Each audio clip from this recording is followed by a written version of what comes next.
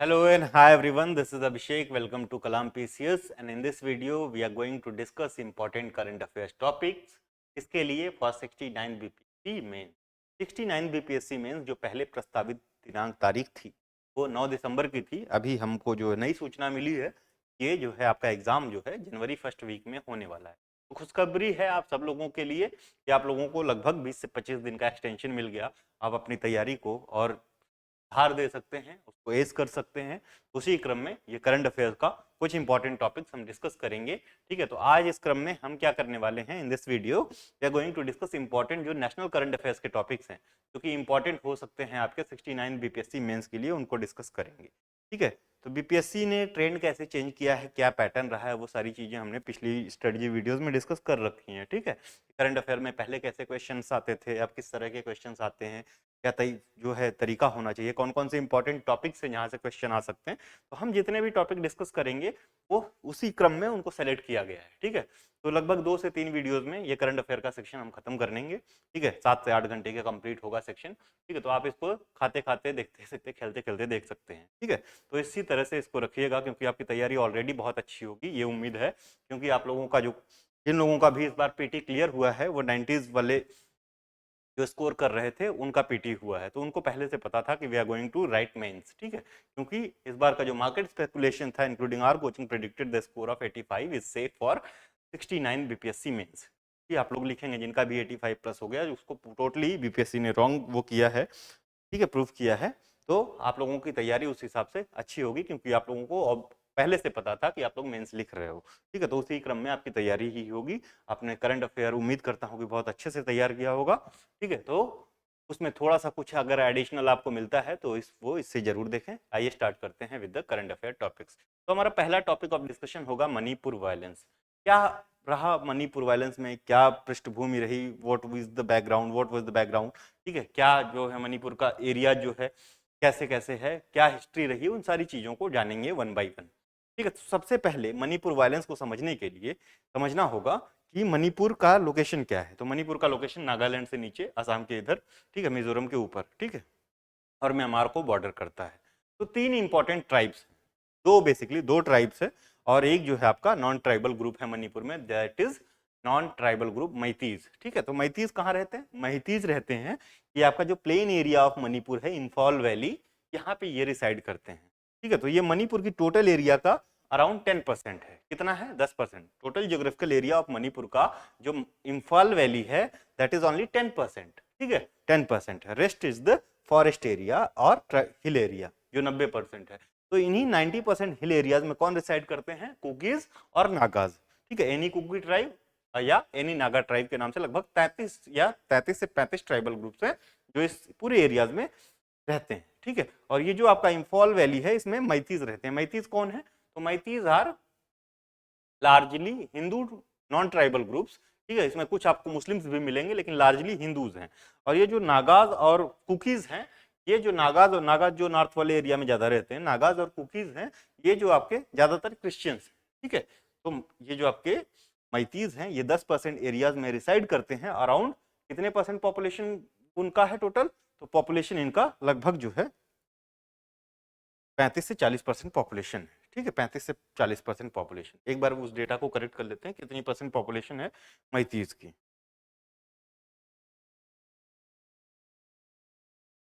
हाँ, 64%, सॉरी। तो 10% of the area में रिसाइड करते हैं, 60%, 64% ऑफ द पॉपुलेशन को कंट्रीब्यूट करते हैं, 64% पॉपुलेशन बहुत ज्यादा हो गया। रेस्ट ऑफ द जो पॉपुलेशन है वो किसकी है, ट्राइब्स की, जो ट्राइबल ग्रुप्स हैं जैसे नागाज और कुकीज। ठीक है, तो ये जो है आपका टोटल जो कॉन्स्टिट्यूएंसी सीट्स हैं, MLA constituency seats in Manipur is 60। कितनी है, 60 सीटें हैं।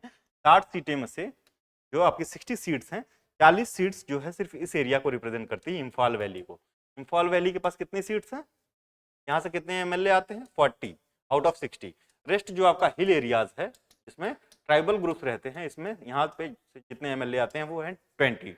ठीक है, तो आपको पता होगा कि जहाँ से 40 एमएलए आ रहे हैं, जितनी भी स्कीम, जो भी सुविधाएं हैं, जो भी चीजें हैं, वो कहाँ जाएगी, इम्फॉल वैली में जाएगी। क्योंकि पॉलिटिकल लीडर्स सारी, कुछ जनता भी ज्यादा है, सब कुछ तो यहाँ से आ रही है। ठीक है, अभी इनको क्या है, तो इनको जो है जो रिजर्वेशन मिला हुआ है, रिजर्वेशन मिला हुआ है इसका एसटी कैटेगरीज का, थ्रू विच इनको कुछ राहत मिल जाती है इन जॉब्स, इन स्कीम्स, ठीक है, कुछ सब्सिडीज मिल जाती हैं, तो वो उसका लाभ उठाते हैं, ठीक है। तो कहीं ना कहीं थोड़ा बहुत इनको जो है कंपेयर कर पाते हैं, कंपेयर करना तो मुश्किल है लेकिन फिर भी। तो मेन मुद्दा यही है, हाई कोर्ट ऑफ मणिपुर ने ये ऑर्डर दिया कि 10 साल पहले का जो ऑर्डर था कि इनको जो मैतीज को एसटी स्टेटस देने का, उस पर काम किया जाए, मतलब एसटी स्टेटस देने का ऑर्डर दिया। तो इसी पे जो क्लासेस चालू हो गए ये नॉन ट्राइबल और ट्राइबल ग्रुप्स के बीच में, यानी मैतीज और कुकीज एंड नागाज के बीच में। तो ये पूरा मुद्दा यहीं से उभर के आता है, ठीक है। तो what is behind the Manipur widespread unrest, तो what triggered the conflict between non tribal Meiteis people and other tribal groups of Manipur. तो मणिपुर हाई कोर्ट का जो ऑर्डर था for SC status to Meiteis, this was the main contributing factor जिसने trigger किया violence को, ठीक है, ट्रिगर किया। This was the main contributing factor, ये ध्यान दीजिए। मणिपुर का जो एथनिक कंपोजिशन है वो हमने बता ही दिया कि 10% ऑफ द लैंड मास में of Manipur 64% of the Meiteis population reside करती है, यानी और जो आपका 90% ऑफ द लैंड मास है यहाँ पे आपका कितना, लगभग 40%। ये डेटा चेंज हो गया है क्योंकि 2011 के बाद की सेंसस भी तो नहीं हुई है ना, तो ये डेटा चेंज हो गया है। तो ये आप मान के चलिए 50-50 का रेशियो है, ये आप अपने उसमें रखिएगा 50-50 का। तो 90% ऑफ द एरियाज में 50% of the population, rest 10% area में 50% ऑफ द पॉपुलेशन रिसाइड करती है। तो ये डेटा अभी का जो अजम्पशन लगाया जा रहा है वो है, ठीक है। तो 90% of the geographical area are inhabited by more than 35% recognised tribes but send only 20 MLAs to the assembly. तो यहाँ से कितने एमएलए जाते हैं, सिर्फ 20, और यहाँ से कितने आते हैं जो आपका इस एरिया से, तो यहाँ से 40 एमएलए जाते हैं। तो ये भी एक जो है मेजर कंसर्न है, ठीक है। और जो मैंने बताया कि जो एनी नागा ट्राइब और एनी कुकी ट्राइब, जो मतलब आपका ट्राइबल ग्रुप ऑफ मणिपुर है, ये लार्जली क्या है, क्रिश्चियंस हैं, लगभग 33 ट्राइबल ग्रुप्स हैं। मतलब ये जो नागाज और कुकीज में सब ट्राइब्स भी हैं जो नागाज कुकीज ही हैं, ठीक है। चलिए, और कुकीज और नागाज की बात बताएं तो ये मान लीजिए मणिपुर है, ये म्यांमार बॉर्डर है, म्यांमार बॉर्डर है, ठीक है। ये नागालैंड ऊपर वाला एरिया नागालैंड है, नागालैंड। यहाँ पे जो इम्फॉल वैली का जो किंगडम था ये परेशान था किससे, नागाज अटैक से। तो इन्होंने क्या यहाँ से जो है मैतीज को इंपोर्ट किया और यहाँ पे इनको जगह दी थी फॉरेस्ट हिल के में, बफर जोन में, to protect from the Nagas, ठीक है। तो कुकीज को म्यांमार इंडिया में लाने वाले कौन है, मैतीज हैं, ठीक है, to fight against the Nagas. और आज जो है फाइट मैतीज और कुकीज के बीच में भी चल रही है, ठीक है, साथ में। और नागाज और जो कुकीज की भी फाइट है जब ग्रेटर नागालिज्म का इशू पढ़ेंगे, ग्रेटर नागालिज्म का क्या इशू है, तो कुकीज और नागाज के बारे में भी देखेंगे कि इनका क्या टसल्स है, इनके क्या इश्यूज हैं, उसको बाद में देखेंगे। तो ये जो है आपका हिस्टोरिकल बैकग्राउंड है थोड़ा सा, वो भी आप जानते रहिए, ठीक है। चलिए, geography and history of violence in Manipur, brief overview देखते हैं। तो जियोग्राफिकल डिवीजन में देखते हैं, मणिपुर कंप्राइजेस कितने, 16 डिस्ट्रिक्ट्स। कितने जिले आते हैं मणिपुर में, 16 जिले आते हैं, 16 डिस्ट्रिक्ट्स। कलर थोड़ा 16 districts, but it is commonly divided into valley and hill area. तो 16 डिस्ट्रिक्ट से फर्क नहीं पड़ता, मणिपुर को जिस तरह से देखा जाता है तो ये आपका इम्फॉल वैली वाला एरिया और हिल वाला एरिया, तो ये बेसिकली दो ही डिवीजन है इंपॉर्टेंट, ठीक है, जो आपको देखना है। वैली डिस्ट्रिक्ट में Imphal East, Imphal West, Thoubal, Bishnupur, Kakching were the part of the Kangleipak kingdom. Kangleipak kingdom वही किंगडम है जिन्होंने किसको लाया था, मैती उसको, सॉरी, कुकीज को लाया था to fight against the Nagas. Naga के विरुद्ध जो है लड़ने के लिए कुकीज को किसने, कंगलेपाक जो किंगडम है मैतीज का, उन्होंने बसाया था। Naga and Chin Kuki Mizo Zomi group in hill area. तो नागा और चिन कुकी मिजो जोमी ग्रुप जो है वो हिल एरियाज में रिसाइड करते। तो any Naga tribe, any Kuki tribe, ठीक है। तो उसमें ब्रैकेट में आप करके कोष्टक में 35 मोर देन 35 ट्राइबल ग्रुप्स लिख देंगे तो वो भी समराइज कर देगा उस चीज को। Manipur valley is encircled by low hills where 15 Naga tribes and the Chin Kuki Mizo Zomi groups resides, ठीक है। This group include Kuki, Fandau, हमार, पैते, वैपेही एंड जाऊ पीपल्स। तो ये सब ग्रुप्स हैं नागाज और कुकीज के, ठीक है, ये ध्यान दीजिए, नागाज और कुकीज के सब ग्रुप्स ही हैं। तो हिस्टोरिकल बफर क्रिएशन कैसे हुआ वो हमने आपको बता ही दिया है। तो ये जो कांगलेपाक किंगडम था faced red from Naga tribes in northern hills में नागा ट्राइब से ये क्या है, तो ये जो आपका यहाँ पे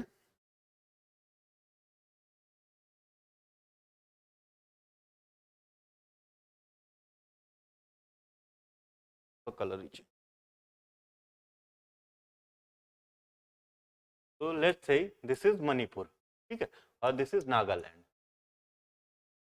नागा एरिया, नागालैंड कहना गलत होगा। तो यहाँ से जो आपका कंगलेपाक किंगडम है, तो यहाँ से रेड्स होती थी, तो इन्होंने क्या इंपोर्ट किया, किसको, कुकीज को, ठीक है, कुकीजोमीज को, कुकीजोमीज were brought from the बर्मास cookie Chin hills, कहाँ से आए, कुकी चिन हिल्स, बर्मा में यहाँ या म्यांमार में यहाँ पड़ती है कुकी चिन हिल्स, तो यहाँ से इनको इंडिया में लाया गया, ठीक है, to act as a buffer given land along the ridges, ठीक है, तो हिल्स के किनारे पे इनको लैंड दी गई to protect from the Nagas, किसको प्रोटेक्ट करना है, तो मैतीज को प्रोटेक्ट करने के लिए, मैतीज को प्रोटेक्ट करने के लिए। ये वही सेम कहानी है जो आपका जो ब्रिटिशर्स ने की यहाँ पे संथाल परगनाज में, ठीक है, तो संथाल्स को जो है बसाया गया, ठीक है, किसको, पहरियाज से बफर जोन बनाने के लिए, तो पहरिया वर द रेडिंग ट्राइब, पहरियाज कैसे थे, पहरियाज जो थे वो रेडर्स थे, ठीक है, और उसी समय में जो ब्रिटिश जो गवर्नमेंट थी उनका काफी जो है रेल और अदर एडमिनिस्ट्रेटिव डेवलपमेंट्स इस एरियाज में चल रहा था, ठीक है, डेवलपमेंट चल रहा था, तो ये क्या करते थे, उनको तहस नहस कर देते थे यहाँ से रेड करके। इसी वजह से यहाँ पे जो आपका जो दामिने कोह वाला रीजन है, दामिन ए कोह वाले रीजन में किसको, संथाल्स को बसाया गया था। तो मेन जो शुरू में संथाल्स भी खुश थे इससे, बाद में जो प्रैक्टिसेस फॉलो हुई कि ज्यादा लगान देना, कुछ भी इनके पास बच ही नहीं रहा है, ऑपरेसिव प्रैक्टिसेस स्टार्ट की गई बाई जमींदार एंड लोकल ऑफिशियल्स, तो बाद में ये परेशान हुए। शुरू में तो ये खुश थे कि ठीक है हमको प्रॉपर एग्रीकल्चर के लिए हमको सेटल कर रहे हैं, लैंड मिल रही है, तो शुरू में खुश थे। वही हाल यहाँ पे आपका कुकीज का था, ठीक है, जिसको कंगलेपाक किंगडम ने, ठीक है, बॉट किया था, कहां से, जो आपका कुकी जोमी जो चिन हिल्स थी म्यांमार में, वहां से, to protect Kukis Meiteis from the Naga tribes, ठीक है। Kuki Meitei divide and ethnic tension क्या थी, तो ethnic tension between Meiteis and the hill communities Naga and Kukis date back to the kingdom era, ठीक है, उसी समय का Naga movement in the 1950s triggered insurgencies among Meiteis and Kuki Zomis, ठीक है, तो ये कहानी हम बाद में देखेंगे, ठीक है, बस इतना आप याद रखिए कि ये जो टेंशन है ये कब का, किंगडम इरा का है, यानी 1950s के टाइम का है, 47 से पहले का, सॉरी यार 47 से पहले का है, ठीक है, 47 से पहले का, ओके, ठीक, तो ये हमने इसको ब्रीफ जो है हिस्ट्री या बैकग्राउंड कह लिए, तो आपको थोड़ा सा बैकग्राउंड भी, हिस्टोरिकल बैकग्राउंड पता होना चाहिए क्या है historical background. Kuki land demand and militarisation क्या 1990 में क्या था, तो कुकी जोमी जो ग्रुप था कुकी ट्राइब्स का, मिलिटराइज्ड इन 1990s 1990 में ये लोग हथियार उठाने लगे, ठीक है, क्योंकि इनका जो शोषण हो रहा था, ठीक है, and demanding Kuki land within India, ठीक है, this demand strained relations with the Meiteis, तो इसी समय 1990 के दशक में मैतीज से जो इनका रिलेशन है वो बिगड़ा, ठीक है, क्योंकि 47-48 के आसपास इनको बॉट किया गया था from Kuki Chin hills of Burma, ठीक है, 47-48 के, to fight against the Nagas, लेकिन 1990 में जब ये कुकी लैंड की डिमांड करने लगे तो इनका जो रिलेशन है विद मैतीज वो थोड़ा सा हैम्पर हो गया, ठीक है, हैम्पर हो गया, previously defended by Kuki Zomi, ठीक है, तो कुकी जोमी ही इनको डिफेंड कर रहे थे, बाद में यही इनके दुश्मन बने, इस तरह से। तो 90s वाला दशक याद रखिएगा जब इन्होंने कुकी लैंड की डिमांड स्टार्ट की। Violence and ethnic crisis start हुए 1993 में, witness clashes between Hindu Meiteis and Pangals, Pangals कौन थे, मुस्लिम्स थे, जिसमें कुकीज भी आते थे। Tribal Naga Kuki experience horrific violence with over 100 of cookies massacred in a single day by Nagas, तो नागाज के खिलाफ भी मैतीज से भी, मतलब वो ट्रायंगल जो है बैटल स्टार्ट हो गया था 90s के बाद में, ठीक है, तो नागाज के खिलाफ भी इनका चल रहा है, इनके खिलाफ भी चल रहा है, तो ये वाली पूरी सिनेरियो बन चुकी। तो ये चूरा चंद्रपुर जो डिस्ट्रिक्ट है ना, ये मेन हब है किसका, कुकी जोमी ट्राइब्स का, चूरा चंद्रपुर डिस्ट्रिक्ट, ठीक है, तो चूरा चंद्रपुर डिस्ट्रिक्ट ये है, आप मणिपुर को रखिए तो ये है Churachandpur district. Kuki Zomi dominated Churachandpur, a Myanmar border district is predominantly Christians, ठीक है, तो कुकी जोमी कौन है, प्रीडोमिनेटली ज्यादातर इसमें क्रिश्चियन ही मिलेंगे, नागाज में भी आपको ज्यादातर क्रिश्चियंस में मिलेंगे, वेयर एज इन मैतीज, मैतीज यहाँ पे हिंदूज भी हैं तो इनको बोल दीजिए 95% था हिंदू एंड रेस्ट 5% था मुस्लिम। ठीक है, मुस्लिम, ये ध्यान दीजिए। ठीक है, तो identifies as the country's poorest districts. तो ये चूरा चंदपुर डिस्ट्रिक्ट है, it is one of the poorest districts of a country. ठीक है, पंचायती राज मिनिस्ट्री 2006 की रिपोर्ट के हिसाब से PRI ministry remain in an abject poverty. ठीक है, एब्जेक्ट पॉवर्टी। तो ये जो पुअरेस्ट डिस्ट्रिक्ट है तो इसको किस में रखा गया होगा? कोई प्रोग्राम गवर्नमेंट ऑफ इंडिया चलाती है पुअरेस्ट डिस्ट्रिक्ट्स के लिए? उसको आप कमेंट में बताइए। ठीक है, एस्पिरेशनल डिस्ट्रिक्ट प्रोग्राम के तहत आता है। ठीक है, तो प्रोटेस्ट हुआ 2015 में। इन 2015, ठीक है, Meiteis in the valley protested for inner line permit. Inner line permit क्या है? इनर लाइन परमिट की वहां पे वैली, इंफॉल वैली एरिया में कोई आ रहा है तो उसके लिए एक स्पेशल परमिट की डिमांड की। पहले परमिट सिस्टम था 47 से पहले, फिर उसको हटा दिया गया था। ठीक है, तो इन्होंने फिर से आईएलपी की डिमांड की। Churachandpur saw intense protest countering the demand and protesting the introduction of laws. तो ये जो आईएलपी का था, जब आईएलपी पास हो जाता तो ये कुकीज को भी यहाँ अंदर आने के लिए क्या परमिट दिखाना पड़ता, तो इन्होंने प्रोटेस्ट किया इसके लिए। तो यहाँ से जो है नया वाला जो ये क्लास है, यहाँ से इसका इंटेंसिफिकेशन हुआ। तो एक तो इश्यू है आईएलपी का, दूसरा इश्यू है रिजर्वेशन का, ये याद रखिएगा। तो इंपॉर्टेंट जो अभी करंट इश्यू है वो कौन कौन सा है? One is of ILP, inner line permit का, और दूसरा क्या है?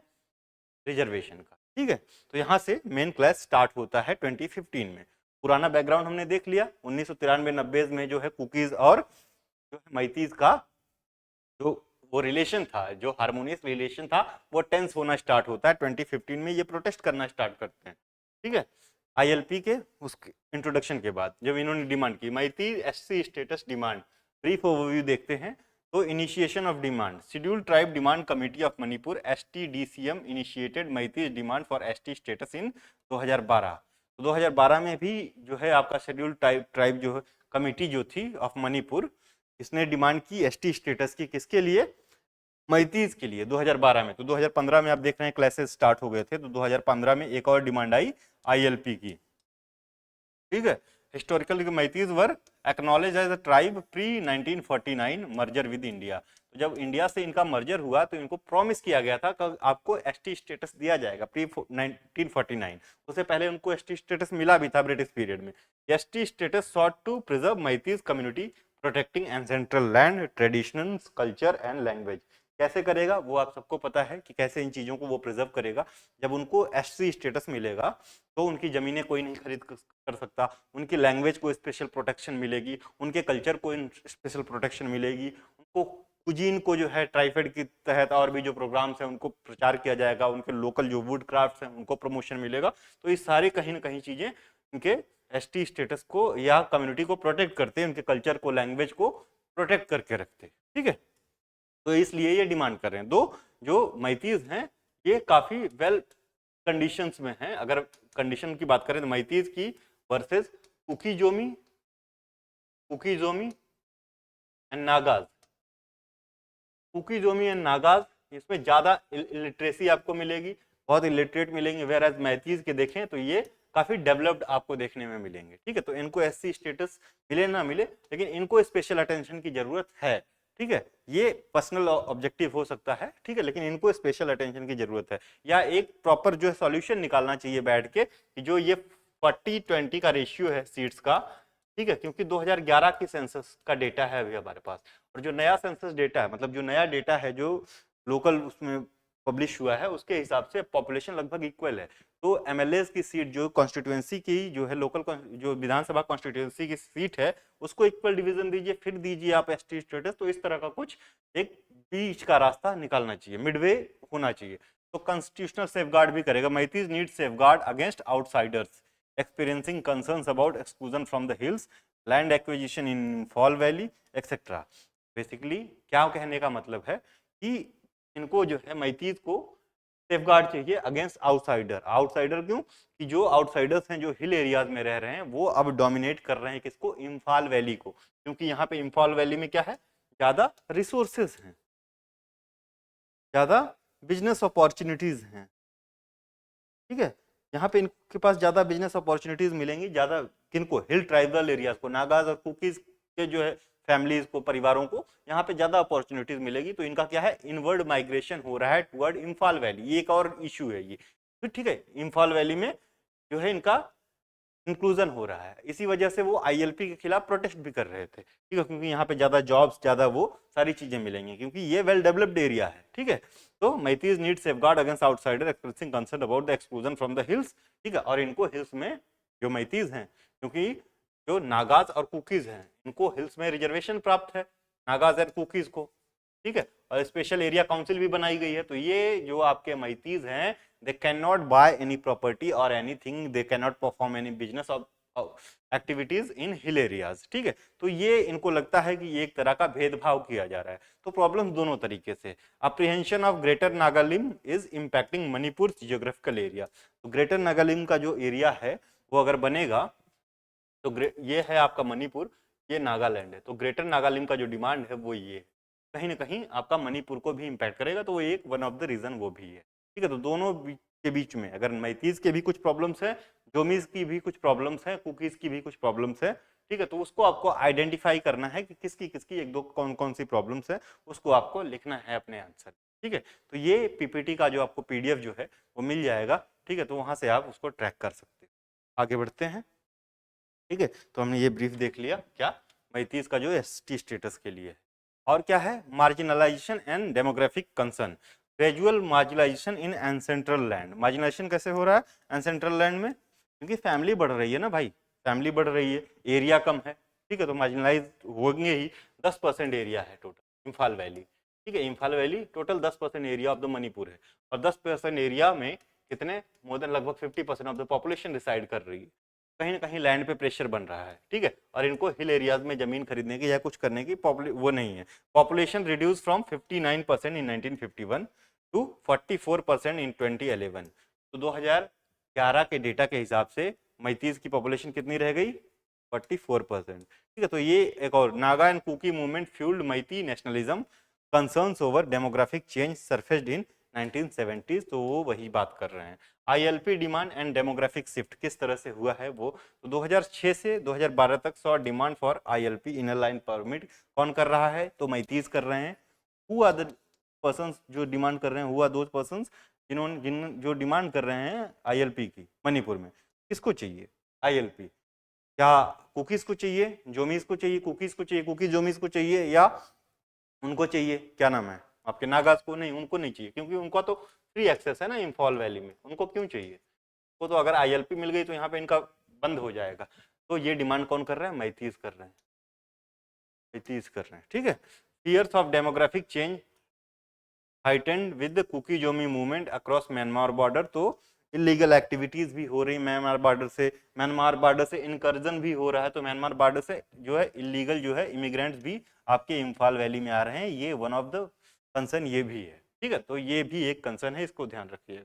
चलिए, impact of permit system abolition. तो मणिपुर की जो पॉपुलेशन है, ये इसका ग्रोथ जो है वो सर्ज किया था 12.8% इन 1941-51 टू 37.57% 1961-72। तो ग्रोथ रेट जो है 40 से 51 के बीच में, 41 टू 51 कितना था, 12.8% था।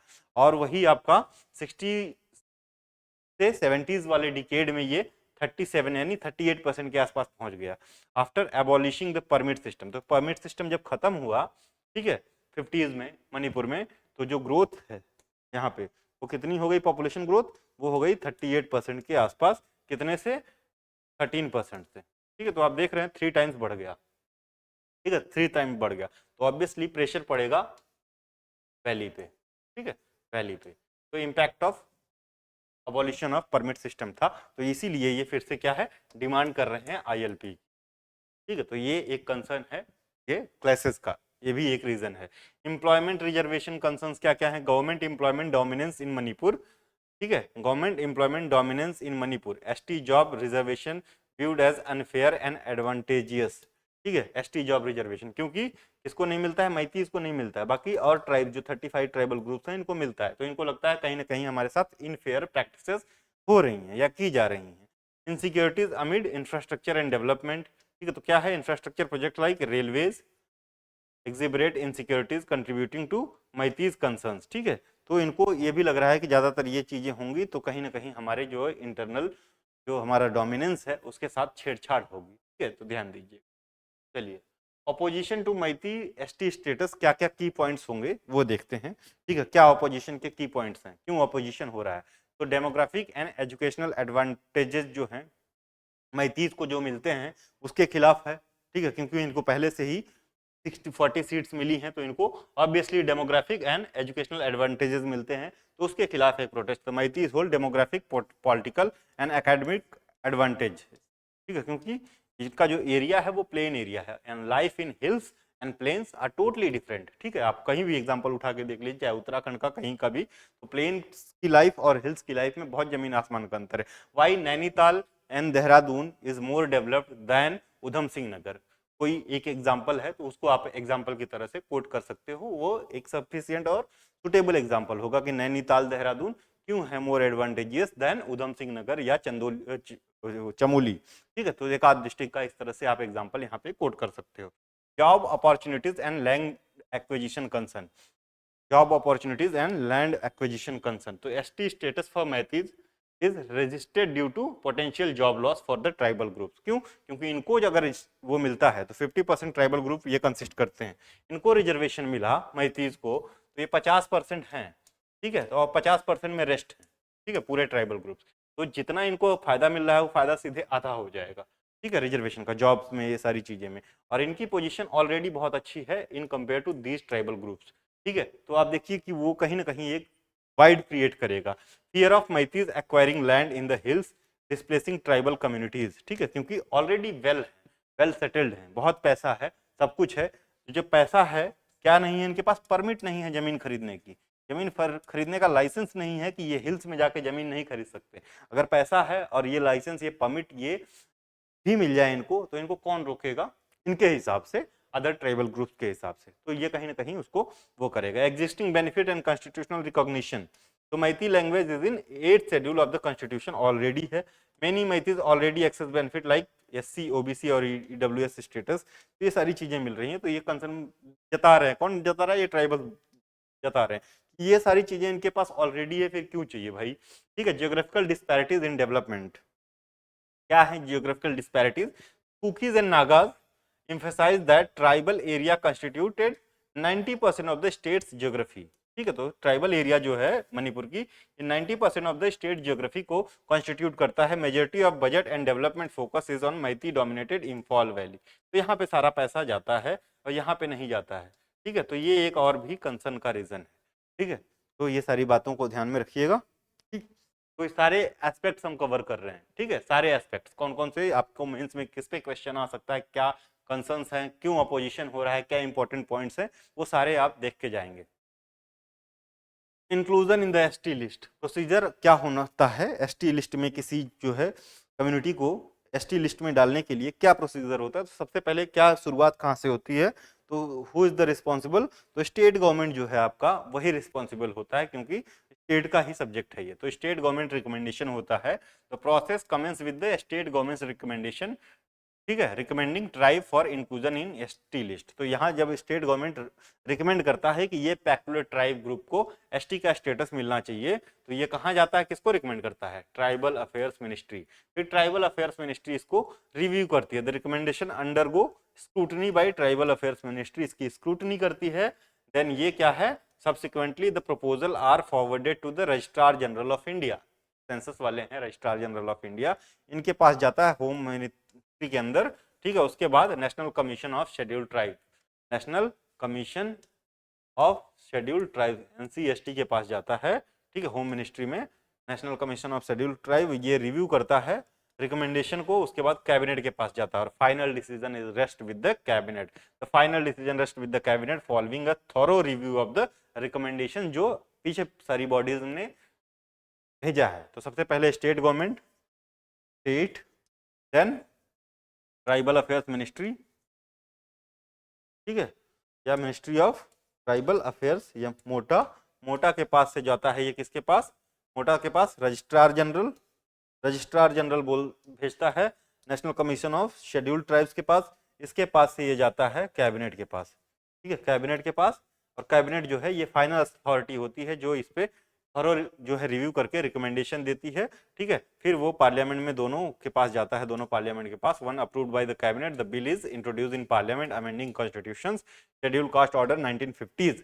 शेड्यूल कास्ट और शेड्यूल ट्राइब का जो ऑर्डर है 1950 का अमेंडमेंट के लिए, इसके तहत ये दोनों पार्लियामेंट में पास के लिए भेजा जाता है। अब ये पार्लियामेंट का कौन सा हाउस पास करता है कौन सा नहीं, ये आप अमेंडमेंट प्रोसेस आप लोग जानते हैं कैसे होता है, ठीक है। तो उसके तहत ये जाएगा, उसके बाद फाइनल जो है डिसीजन किसके पास जाता है, प्रेसिडेंट के पास। तो ये पूरा प्रोसीजर है जो है एसटी का स्टेटस ग्रांट करने के लिए, ठीक है। तो ये आप लोगों को पहले से पता है, फिर भी एक जो है वहां पे आप 2 लाइन में इसको लिख देंगे तो थोड़ा इंपैक्टफुल होगा आपका आंसर, ठीक है, इंपैक्टफुल होगा। रिसेंट अनरेस्ट अंडरलाइन कॉजेस क्या क्या है वो हमने पीछे ही देख लिए, फिर भी एक बार कवर कर सकते हैं। तो forest eviction and ST status demand, ठीक है। तो फॉरेस्ट इविक्शन किसका हुआ था, फॉरेस्ट इविक्शन हुआ था जो आपका चंद्रपुर डिस्ट्रिक्ट है वहां से, किसका, तो कुकीज का। किसने करा था, कुकीज का किसने करा था, तो मैतीज ने किया था, ठीक है, मैतीज ने किया था, ठीक है। तो prominent triggers include forest eviction and demand for SC status for मैतीज।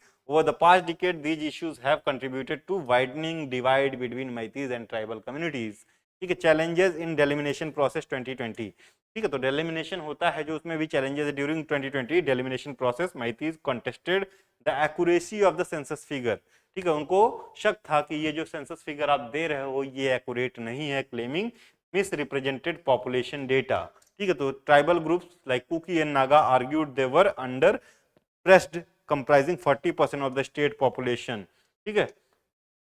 इन लोगों को लगा कि इनको अंडर रिप्रेजेंटेड किया गया है, इनका कहना है कि ये 40% ऑफ द स्टेट पॉपुलेशन नहीं है, इससे ज्यादा है, तो उस हिसाब से चीजों को कैटर करना चाहिए। तो इनका कहना है कि 50-50 के आसपास आ चुका है। तो ये चीजें, intrusion of migrant post Myanmar coup February 2021 में ये एक नया इशू था।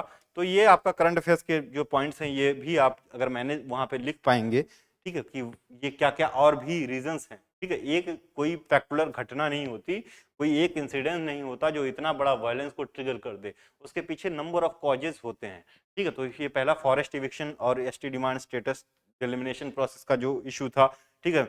मैतीज का क्या कंसर्न है और ट्राइबल्स का क्या कंसर्न है। ट्राइबल ने बोला कि 40% ऑफ द डेटा जो दिखाया जा रहा है ये डेटा गलत है, हमारा जो पॉपुलेशन है वो 40% से ज्यादा बढ़ चुका है, और ये जो कुकीज का कहना है कि नहीं हमारा पॉपुलेशन अभी भी ज्यादा है, इनका कम है, ठीक है। तो उस हिसाब से वो चीजों को, तो डिलिमिनेशन होगा तो ऑब्वियसली अगर इक्वल पॉपुलेशन होगा तो ये जो 60 सीट्स ऑफ एमएलए हैं वो 30-30 में बढ़ जाएंगी। अभी क्या है रेशियो, तो अभी रेशियो है 20 और 40 का, ठीक है। तो ये डिमांड कर रहे हैं कि जो ये कुकीज और नागाज, मतलब जो ट्राइबल एरियाज में जो ट्राइब्स रिसाइड करते हैं, इनकी डिमांड है कि ये जो सीट्स का डिस्ट्रीब्यूशन है, constituency seats, MLA constituency seat, member of legislative assembly की जो सीट्स है वो इक्वली डिवाइड होनी चाहिए, 40 to rest of the states and sorry 30 to the rest of states and 30 to the Imphal valley, ठीक है, मतलब मैतीज के लिए, ठीक है। और क्या है, intrusion of migrant post Myanmar coup जो हुआ था 2021 में फरवरी में। तो Myanmar coup led to the refugee crisis in north east India, जहां से इम्फाल वैली में भी काफी रिफ्यूजी क्राइसिस हुआ।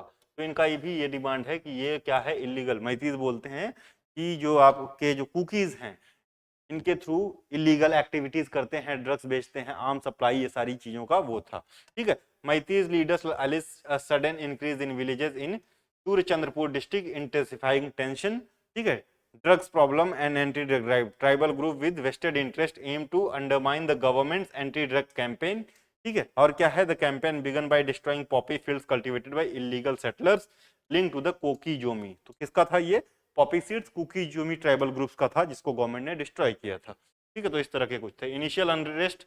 तो इसके बाद क्या हुआ, जो इविक्शन किया गया किसका, कुकीज का, ठीक है, कुकीज का। तो initial violent protest sparked over the eviction of Kuki village in Churachandpur Khoupum protected forest area में allegations of illegal settlements and residing as encroachers highlighted the tension, ठीक है। तो बेसिकली गवर्नमेंट ऑफ इंडिया का कहना था ये जो कुकी जोमी अपने आप को बता रहे हैं, तो कुकी जोमी तो म्यांमार में रहते हैं, इंडिया में भी रहते हैं, ठीक है। तो Kuki Zomi tribal group Myanmar में, तो इनको माइग्रेंट्स इमिग्रेंट्स बताया गया कि यहाँ पे आके ये बसे हैं और इनलीगल पॉपीज का, ड्रग्स का धंधा कर रहे हैं, आर्म्स का वो कर रहे हैं, तो इनका इविक्शन किया गया, वहां से भगाया गया। तो ये टेंशन का एक माहौल क्रिएट हुआ, ठीक है। तो ये सारे कुछ कॉजेज हैं। Article 371 C violation claims, Kuki groups claim करता है that the survey and eviction violate article 371C asserting their residential status in hill areas. ठीक है, हिल एरियाज में। अब ये कहाँ के हैं, कैसे हैं, वो कुछ क्लियर नहीं है। तो 371C mandates a Manipur legislative assembly committee for proper functioning in hill areas. इसके तहत ये है प्राविधान। ठीक है, तो उसको भी ये लोग कहते हैं कि इसका वायोलेशन किया गया है। Hill area committee state level, तो state has hill area committee formed under Manipur legislative assembly hill areas committee order 1972 comprises MLA elected from hill areas emphasizing local representation। ठीक है, तो जितने भी मेंबर आएंगे उस हिल एरिया से वो सारे इसके मेंबर होंगे। तो हिल एरिया कमेटी। तो government action and extremist group relation, तो state government withdrew from suspension of operations agreement with Kuki extremist group accused of inciting unrest. तो ये कुछ इंपॉर्टेंट प्रॉब्लम्स थी। ठीक है, तो जिन्होंने भी यूपीएससी की तैयारी की होगी या यूपीएससी मेंस दिया होगा तो उन्होंने सिक्योरिटी वाले सेक्शन में इन चीज़ों को डीप में पढ़ा होगा, तो उनके लिए तो दिक्कत नहीं है। बाकी जो सिर्फ बीपीएससी के लिए कर रहे हैं उनके लिए ये कुछ नए टॉपिक्स हो सकते हैं। ठीक है, तो ये ध्यान दीजिए। चलिए, वे फॉरवर्ड क्या होना चाहिए, स्ट्रेटेजिक स्टेप्स फॉर प्रोसेस क्या होना चाहिए। ठीक है, तो रीवैल्यूएट करना चाहिए एसटी क्राइटेरिया को। बहुत सीधी सी बात है, access ST status criteria of Meiteis align with Lokur committee. जो लोकुर कमेटी की डिमांड थी 1965 में, प्रिया कमीशन 2002-4 में जो फॉर्म हुआ था, और high level committee HLC recommendation के हिसाब से एक बार फिर से रीवैल्यूएट करना चाहिए कि कैसे किस लाइन पे एससी स्टेटस देना चाहिए। तो इसमें क्राइटेरिया कुछ आती हैं, जैसे प्रिमिटिव ट्रेड्स आते हैं, distinct culture, geographical isolation, shyness of contact and backwardness. ये कुछ इंपॉर्टेंट क्राइटेरियाज हैं जिसपे एससी स्टेटस ग्रांट किया जाता है। ठीक है, और कुकी, जोमी और नागाज का कहना है इसमें से कोई भी क्राइटेरिया जो है वो मैतीज फुलफिल नहीं करते। They are more advanced. ठीक है, कोई शाइनेस नहीं है, बैकवर्ड नहीं है, तो क्यों इनको एससी स्टेटस दिया जा रहा है। ठीक है, तो ये कुछ प्रॉब्लम्स है। बॉर्डर सर्विलांस और रीजनल टाइज को बढ़ाना चाहिए, इंटेंसिफाई करना चाहिए border surveillance to prevent migrant incursion from Myanmar. अभी बात किए थे हम 371C वाला जो वायलेशन की बात कर रहे थे वो। Strengthen economic and diplomatic ties with neighbouring countries like Myanmar for enhanced regional stability and security in the region. ठीक है, तो बॉर्डर रिवैल्यूएट एसटी क्राइटेरिया। ठीक है, तो एसटी क्राइटेरियाज के लिए क्या क्या ट्रेड्स हैं वो आपको पता होने चाहिए। 2-4 ट्रेड्स डालिए, इसके हिसाब से फिर से रीवैल्यूएशन होना चाहिए। ठीक है, बॉर्डर सेफ्टी और सिक्योरिटी जो सर्विलांस को बढ़ाना चाहिए, regional ties with other neighbouring countries के साथ हमको बढ़ाना चाहिए ताकि सिक्योरिटी और सेफ्टी मेंटेन की जा सके। और क्या क्या हो सकता है, preserving local identity, maintain identity in border areas for accurate local resident identification. ठीक है, तो इस तरह से कुछ आपका जो कम्युनिटी के साथ मिलके काम करना होगा ताकि वो खुद गवर्नमेंट की या ऑफिशियल्स की हेल्प करें। ठीक है, initiate peace settlement agreement with local insurgent groups to ensure regional tranquillity बनी रहे, ताकि repeal AFSPA for human right improvement. ठीक है, आप इसको डायरेक्ट नहीं लिखोगे कि रिपील आस्फा। ठीक है, तो आप इसको proper repeal AFSPA if possible with proper inspection, इस तरह से कुछ आप लिख सकते हो। Advocate the repeal of arm forces, जो आस्फा एएसपी एक्ट है 1958 का, to enhance human right in the region. ये एक वो हो सकता है, लेकिन इसको जो है इवेल्युएट करके उस हिसाब से इसको थोड़ा सा मॉडिफाई करके लगाया जा सकता है अगर जरूरत है तो। ठीक है, तो इस तरह से आपका कुछ answer. Ensure a fair and transparent legal system to prevent misuse of power by security forces. Community participation in decision making is the must sentence जो आपको लिखना चाहिए। Encourage active participation in regional resident in decision making process, foster a sense of ownership and belonging to strengthen community ties with the government governance। ठीक है, तो ये एक important point है जो आपके आंसर में दिखना ही चाहिए कि कैसे ट्रैंक्विलिटी, कैसे पीस इंडिया में लाई जाए। तो community decision making is one of the key. ठीक है, जो आप आराम से लिख सकते हो, जो जरूरी है लिखना। ठीक है, ताकि वो आपके आंसर को थोड़ा इनरिच कर सके। तो इसको आप जो है आप कंक्लूजन में भी डाल सकते हो या वे फॉरवर्ड में लिख भी। ठीक है, तो ये आपका पूरा मैतीज का वायलेशन रहा।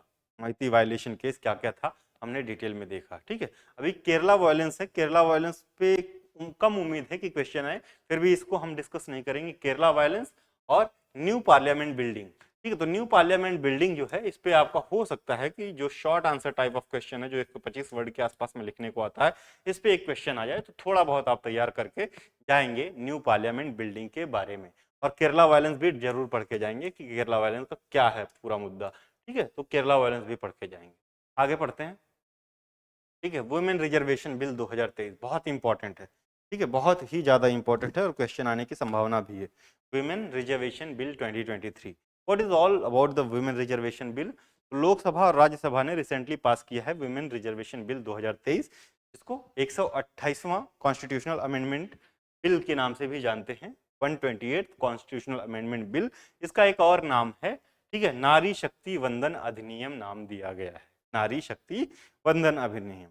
तो इस बिल में क्या है, प्राविधान क्या है, what is the details in the bill? Seat reservation detail क्या है? तो bill mandates 1/3 reservation of seats in Lok Sabha, state legislative assemblies and Delhi assemblies. तो ये तीन जगहों पे 1/3 सीट्स रिजर्वेशन की बात करता है विद रोटेशन। रोटेशन का क्या मतलब है कि ऑलरेडी जो पीआरआईज की सीट्स हैं, ठीक है, सॉरी, ऑलरेडी वुमेन्स को जो एससी वुमेन्स को जो सीट्स हैं उनके लिए रिजर्व्स हैं, तो बेसिकली तीन साल इनको एससी एसटी वुमेन्स को दे दिया, 3 साल जो है नॉर्मल वुमेन्स को दे दिया। इस तरह से रिजर्वेशन का रोटेशन की बात की गई है, ठीक है। तो इसको हम डिटेल में देखेंगे कैसे रोटेशन होगा। तो ये क्या कहता है, 1/3 reservation of seats in Lok Sabha, state legislative assembly and Delhi assembly. तो इसका मतलब है कि लोकसभा, स्टेट लेजिस्लेटिव असेंबली और दिल्ली असेंबली, 3 नए आर्टिकल हमारे इसमें कॉन्स्टिट्यूशन में जुड़ेंगे, क्योंकि कहां कहां पे ये बात कर रहा है 1/3 रिजर्वेशन की, लोकसभा, स्टेट लेजिस्लेटिव असेंबली और दिल्ली असेंबली, ठीक है। तो 3 नए सब आर्टिकल्स जुड़ेंगे, ये ध्यान देना। और तीनों सब आर्टिकल्स के आपको नंबर्स पता होने चाहिए, वो एक इम्पैक्ट डालेगा आपके आंसर राइटिंग में। Applicable two seats reserve for SC ST in Lok Sabha and state legislature. तो यही यहीं पे रोटेशन चलेगा। तो एससी एसटी के लिए ऑलरेडी जो है रिजर्वेशन होता है वुमेन्स के लिए, ठीक है, तो उसको जो है रोटेशन में चलाएंगे। जैसे 3 साल के लिए इनको दिया तो 3 साल के लिए जनरल वुमेन्स को कर दिया, मतलब सारी और वुमेन्स को कर दिया, तो रिजर्वेशन में चलेगा, ठीक है। तो इस तरह से कुछ चलेगा। 33% हमेशा वुमेन्स के लिए रिजर्व रहेगा, 1/3 रिजर्व रहेगा। आइए आगे देखते हैं डिटेल क्या है, कहाँ गया women reservation bill. Background of women reservation bill, timeline की बात करें तो प्रिवेलेंट डिस्कशन सिंस 1996, 1996 से बात चल रही है वुमेन रिजर्वेशन बिल पे, ठीक है, तब से वो प्रिवेलेंट डिस्कशन रहा है। Discussion on women's reservation bill date back to the government of Atal Bihari Vajpayee in 1996, ठीक है। उन अटल बिहारी वाजपेयी की जो गवर्नमेंट थी 1996 फॉर्मर पीएम की, तब से इस पे बात चल रही है। अर्लियर अटेम्प्ट्स कब हुए, 1960 2014 तक देखते हैं क्या क्या अटेम्प्ट्स हुए। 1996 में क्या हुआ, 1996 में initial introduction of first women reservation bill in parliament was attempted in 1996। 1998 में government presented the bill 4 times. 1998 से 1998 से लेके 2003 तक 4 बार गवर्नमेंट ने प्रेजेंट किया वुमेन बिल को 4 times, but it failed to gain approval, ठीक है, it failed to gain approval. Then again in 2009 amid protest the bill was tabled by the government इन लोकसभा, बहुत कुछ हो नहीं पाया। 2010 में union cabinet passes the bill 2010 में and it gets the approval in the Rajya Sabha, ठीक है, राज्यसभा 2010 में। In 2014 again expectation of the for the bill to the tabled in the Lok Sabha was raised, लेकिन कुछ हुआ नहीं, ठीक है। तो अभी जो है ये कुछ नई चीजें हुई हैं, जब कहां पे, 2023 में, 2023 में, ठीक है। तो need for women reservation bill, global perspective क्या है, तो करंट वुमेन जो रिप्रेजेंटेशन है इन इंडियन पार्लियामेंट वो बहुत कम है। अगर हम ग्लोबल सिनेरियोज की बात करें, ठीक है, तो रवांडा जैसी कंट्रीज में 61% of the women's are parliamentarian, और इंडिया में वो सीट क्या है, current representation of women in parliament of India is, Lok Sabha में 82 वुमेन्स हैं, एमपीज हैं, जो कि सिर्फ कितने को रिप्रेजेंट करती हैं, टोटल एमपीज की सीट्स, टोटल एमपीज की 82 वुमेन एमपीज हैं लोकसभा में, जो कि जस्ट 15.2% है, 15.2%, ठीक है, मतलब अंडर रिप्रेजेंटेशन है। 15% अगर वुमेन है तो 85% ऑफ द मेंस जो है आपके लोकसभा में एमपीज हैं। और वहीं राज्यसभा की बात करें तो there are 31 women's in Rajya Sabha, जो मेंबर ऑफ पार्लियामेंट है राज्यसभा में वो सिर्फ 31 महिलाएं हैं, जो कि सिर्फ और भी कम 13% है। लोकसभा में रिप्रेजेंटेशन कितना है, 15%, and in Rajya Sabha is 13%, just 13%, ठीक है। Significant increase but lagging behind, पिछली बार से तो काफी ज्यादा इंक्रीज हुआ है। फर्स्ट लोकसभा में सिर्फ 5% था, उसके बाद देखें तो 5 से 15 आना बहुत ज्यादा इंक्रीज हुआ, सिग्निफिकेंट इंक्रीज है। लेकिन अगर बात करें ग्लोबल कंपेरिजन का, तो यूएन वुमेन डेटा के हिसाब से रवांडा में 61% एमपीज हैं वुमेन्स, क्यूबा में 53% है, निकारागुआ में 52% है। ये छोटी छोटी कंट्रीज है, यहाँ पे ये है lead in the women representation. तो ये 3 कंट्रीज का नाम याद रखिएगा जो वुमेन रिप्रेजेंटेशन इन वो आपका पार्लियामेंट जो लीड करती हैं पूरे वर्ल्ड वाइड। तो कौन कौन से हैं? रवांडा, क्यूबा और निकारागुआ। ठीक है, Rwanda, Cuba and Nicaragua. More than 50% MPs are women's here. ठीक है, लेजिस्लेचर्स आर विमेन्स। बांग्लादेश जैसी कंट्रीज की बात करें जो कि हमारे नेबर हैं, तो बांग्लादेश में 21% है, पाकिस्तान में 20% है, जो कि इंडिया को सरपास करते हैं हमारी नेबरिंग कंट्रीज। तो ये हमारे लिए थोड़ा सा वो दुखद बात है। ठीक है, तो इसलिए विमेन रिजर्वेशन बिल जरूरी था। बैकग्राउंड में ये लिख सकते हो आप। ठीक है, इसलिए विमेन रिजर्वेशन बिल जरूरी था। What are the key features of the bill? क्या की फीचर्स हैं? तो इंट्रोड्यूस आर्टिकल 330 ए। ठीक है, तो पहले 330 ए, ठीक है, कहां पे? लोकसभा के लिए 330 ए को इंट्रोड्यूस किया। मिरर किसको किया? ठीक है, 330 को, for SC and ST reservation इन लोकसभा। तो एससी और एसटी रिजर्वेशन इन लोकसभा का प्राविधान किस में आता है? 330 में आता है। Article 330 is for reservation of SC and ST इन लोकसभा। और अब सबके लिए बात की गई, वुमेन्स के लिए, सारी वुमेन्स के लिए। तो इसके लिए नया आर्टिकल तो लाना था, तो 330 ये लाया गया। ठीक है, लोकसभा में। Rotation of reserve seats for women across constituency in states और यूनियन टेरिटरीज। ठीक है, तो reservation in Lok Sabha and rotation of seats. तो रोटेशन ऑफ सीट्स क्या? तो 330 आर्टिकल 330 के तहत जो है लोकसभा और कॉन्स्टिट्यूएंसीज में इनको पहले से ही, जो किसको, एससी और एसटी वुमेन्स को रिजर्वेशन है। ठीक है, तो इनको तो रिजर्वेशन मिलता ही रहेगा। जो अदर वुमेन्स हैं इनके अलावा, इनको भी रिजर्वेशन अब दिया गया। तो ये रोटेशन होगा। मान लीजिए 3 साल एसटी एसटी को दिया गया, 3 साल अदर्स को दिया गया, तो ये रोटेशन में चलता रहेगा। ठीक है, तो यही है रिजर्वेशन इन स्टेट लेजिस्लेटिव असेंबलीज। तो स्टेट लेजिस्लेटिव असेंबली में एक नया आर्टिकल 332 ए पास किया गया। वही सारा प्राविधान जो लोकसभा वाला है, सेम सारे प्राविधान वही हैं। Ensuring women's reservation in every state legislative assembly, 1/3 of the seat for SC ST reserve for the women and the same for direct election seats. ठीक है, जो डायरेक्ट इलेक्शन होते थे उनके लिए बिना रिजर्व सीट के लिए भी 1/3 रिजर्व कर दिया गया वुमेन्स के लिए। ठीक है, तो 332 ए भी इंट्रोड्यूस किया गया है। ठीक है, तो 332 के तहत जो है ये सारे प्राविधान थे, किसके लिए? एससी और एसटी वुमेन्स के लिए। ठीक है, लेजिस्लेटिव असेंबली में। तो 332 ए डायरेक्ट इलेक्शन के लिए फॉर ऑल वुमेन्स इंट्रोड्यूस किया गया। दिल्ली स्पेशल प्रोविजन जो आर्टिकल 239 ए इंट्रोड्यूस किया गया। इससे पहले जो आपका एससी एसटी के लिए दिल्ली में है, वुमेन्स के लिए, एससी एसटी वुमेन्स के लिए दिल्ली में जो आर्टिकल था वो 239 था। अब 239 ए, तो 239 ए था, अभी ए लाया गया for special status to Delhi, inclusion of provisions ensuring parliamentary laws apply to NCT of Delhi. ठीक है, तो इसके तहत तो ये तीनों आर्टिकल आपको याद रखने हैं। ठीक है, ये तीनों आर्टिकल याद रखने हैं। रोटेशन ऑफ सीट्स किस तरह काम करेंगी वो हमने डिस्कस कर लिया है। ठीक है, आइए आगे बढ़ते हैं।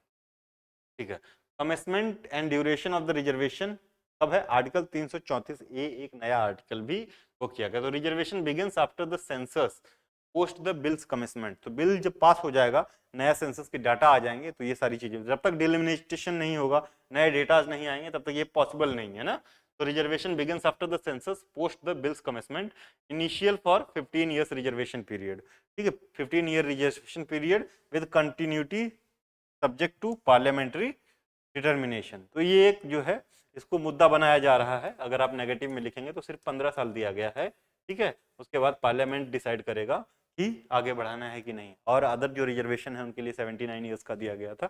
एक ये है मुद्दा है। ठीक है, rotation of reserve seats, rotation of women's reserve seat after each delimitation guided by parliament legislation. ठीक है, तो आगे कंटिन्यू करना है कि नहीं हर डिलिमिनेशन के बाद, वो किसका वो है? तो रिस्पॉन्सिबिलिटी किसको दिया गया? पार्लियामेंट को दिया गया, पार्लियामेंट को दिया। Argument against the bill. ठीक है, पॉइंट्स ऑफ कंटेंशन क्या क्या है? Ambiguity in the implementation timeline. ठीक है, तो the bill lacks clarity on the electoral cycle when women will begin to get their reserved share. ठीक है, तो कोई अभी टाइमलाइन नहीं दिया गया भाई।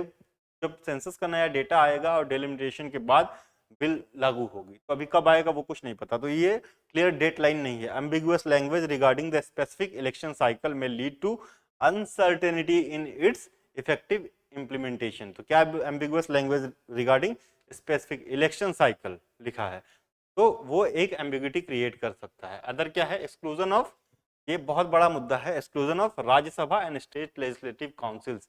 तो यहाँ पे वुमेन्स को रिजर्वेशन राज्यसभा और स्टेट लेजिस्लेटिव काउंसिल में नहीं दिया जा रहा है।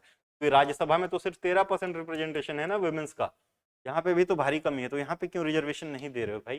ठीक है, तो ये एक जो है, the current bill does not extend women's reservation to the Rajya Sabha and legislative councils of states. This omission raises concern as the Rajya Sabha currently has lower female representation. अगर हम कंपेयर करें राज्यसभा से, comprehensive approach to gender representation is essential in both of the houses. एक comprehensive approach होना चाहिए ना भाई।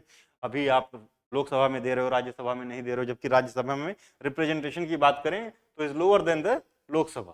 ठीक है, तो ये बहुत बड़ा कंटेंशियस इशू बनता है।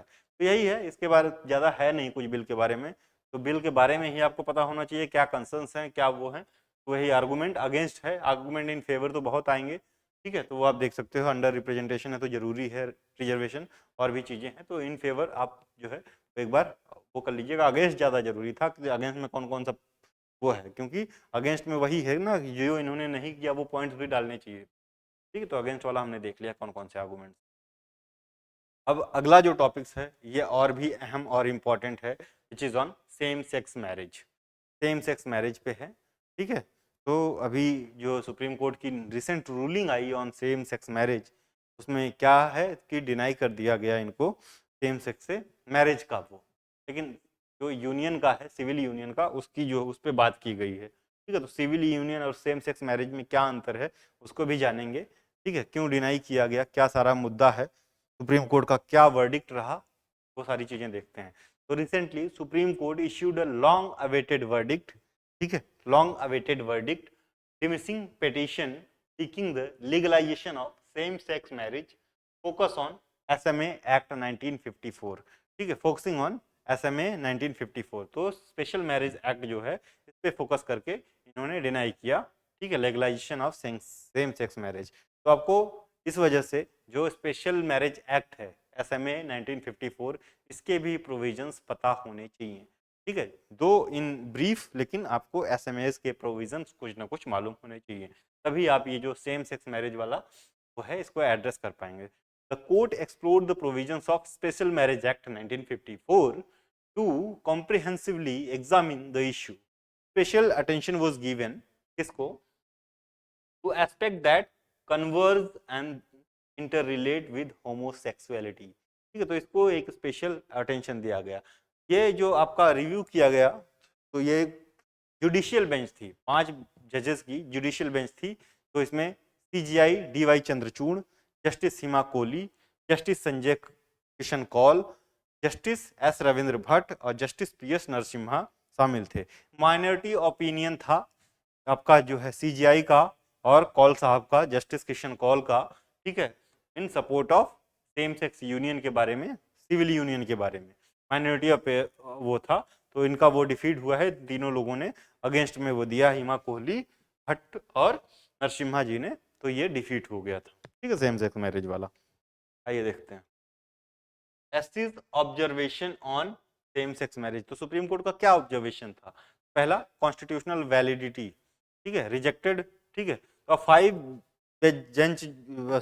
5 जो बेंच के जजेस थे, इनमें 3 लोगों ने अपोजिट में वो किया, तो ऑब्वियसली वो कॉन्स्टिट्यूशनल वैलिडेटेड नहीं हुआ। ठीक है, अगर रिजेक्ट कर दिया तो कॉन्स्टिट्यूशनली कहाँ से वैलिडेटेड हुआ, क्योंकि कॉन्स्टिट्यूशनल बॉडी ने रिजेक्ट किया है। ठीक है, तो कॉन्स्टिट्यूशनल वैलिडिटी रिजेक्टेड, पहला तो यही है। A 5-judge constitutional bench led by Chief Justice of India delivered a 3:2 verdict against granting constitutional validity to same-sex marriage। ठीक है, तो ये फेल हो गया। यही अगर 3:2 हो जाता तो पास हो जाता, तो कॉन्स्टिट्यूशनल वैलिडिटी इसको मिल जाती, और क्या होता, ये एक जो है इसको लीगल स्टेटस मिल जाता है इंडिया में। ठीक है, तो पहले कॉन्स्टिट्यूशनल वैलिडिटी इज रिजेक्टेड, क्या है एससी का जो है ऑब्जर्वेशन। तो दूसरा, parliament jurisdiction affirmed.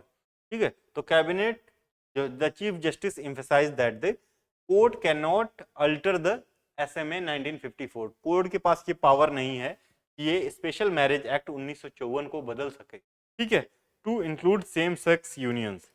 The responsibility lies with parliament and state legislature। ठीक है, तो सुप्रीम कोर्ट ने ये बयान दिया। ठीक है, पार्लियामेंट ज्यूरिडिक्शन अफर्म किया गया। ठीक है, कि ये सारा जो है स्पेशल मैरिज एक्ट के तहत, ठीक है, जो सेम सेक्स मैरिज का वो जानने ग्रांट करने का वो किसके पास है, वो पार्लियामेंट के पास। क्योंकि जो आपका स्पेशल मैरिज एक्ट है ये सेम सेक्स मैरिज अलाउ नहीं करता, और इसको अमेंड करने की पावर किसके पास है? पार्लियामेंट के पास है। तो सुप्रीम कोर्ट ने यहाँ पे पल्ला झाड़ लिया। ठीक है, dynamic nature of marriage recognized. कैसे? तो despite rejecting constitutional validity, supreme court notes that concept of marriage is not static. ठीक है, concept of marriage is not static, ये चेंज होता रहता है। ठीक है, the court affirms that individuals with diverse sexual orientation have an equal right, चाहे वो जो है गेज हो, एलजीबीटी कम्युनिटी का कोई हो, डाइवर्स जो है उनके पास जो है ओरिएंटेशन है, अगर सेक्सुअल ओरिएंटेशन, तो इसका मतलब ये नहीं है कि उनके राइट्स कम हो जाते हैं, हैव इक्वल राइट्स। ठीक है, to enter into a union, तो ये सिविल यूनियन की यहीं पे बात की है। ठीक है, तो उस पर देखिए कुछ दिन में अगर कुछ नया फैसला आ जाए तो। Fundamental right to marry denied. ठीक है, तो मैरिज जो है, marriage is not a fundamental right ना, स्टैट्यूटरी राइट है। ठीक है, तो ये डिनाई कर दिया गया है। The unanimous view among all 5 judges is that there is no fundamental right to marry under the constitutional, ठीक, कॉन्स्टिट्यूशन। तो ये सारे 4-5 पॉइंट हैं, इसको आप याद रखेंगे। ठीक है, और चीज CJI chief justice of India and justice Kaul's minority opinion क्या था? Proposal for civil union extension. ठीक है, तो chief justice of India and justice Kaul in their minority opinion advocated for extending the concept of civil union to same sex couples. तो वो साथ में रहते हैं तो उनको कोई छेड़छाड़ उनके साथ नहीं करेगा, कोई वो नहीं करेगा, बदलाव नहीं करेगा। लेकिन यहाँ पे कुछ कॉन्सेप्ट हैं एडोप्टेशन वाला, वो सारी चीजें, एक जो बेसिकली जो कपल्स को, जो मैरिड कपल्स को जो राइट्स मिलते हैं उसमें सारे राइट्स नहीं मिलेंगे, लेकिन उनको साथ में रहने के लिए उनको कोई वो नहीं कर सकता है। तो ये है आपका सिविल यूनियन की बात करते हैं। अगर वो साथ में रह रहे हैं तो लोग उसको प्रताड़ित नहीं करेंगे, उनके लिंचिंग नहीं होगी, उनका जो सोशल बॉयकॉट लोग कर रहे हैं, सोशल बॉयकॉट तो जिनको करना है वो करेंगे ही, बट किसी तरह का उनको अब्यूज नहीं करेंगे। ठीक है, तो सिविल यूनियन की डेफिनेशन क्या है? तो a civil union grants legal status, ठीक है, legal status offering same sex couple specific rights and responsibilities akin to those of married couple। Similar उसी तरह से होंगे, कुछ कुछ चीजें नहीं होंगे। Despite similarities to marriage a civil union lacks equivalent recognition in personal law. Personal law मतलब जो आपके पर्सनल लॉज होते हैं, लाइक इनहेरिटेंस के, प्रॉपर्टीज के, एडॉप्टेशन के, इनमें सिमिलर राइट्स नहीं मिलेंगे। ठीक है, सिमिलर राइट्स नहीं मिलेंगे, बाकी सिमिलर राइट्स सारे होंगे। ठीक है, तो सिविल यूनियन की बात रिकॉग्नाइज की है। ठीक है, सिविल यूनियन डेफिनेशन। तो ये माइनॉरिटी ओपिनियन है, इसको पास नहीं किया गया क्योंकि 3:2:3 से मिल रहा है। ठीक है, तो सिविल यूनियन की भी बात उतना वो नहीं है, लेकिन उनको राइट्स हैं, ये नहीं है कि वो साथ में रह नहीं सकते।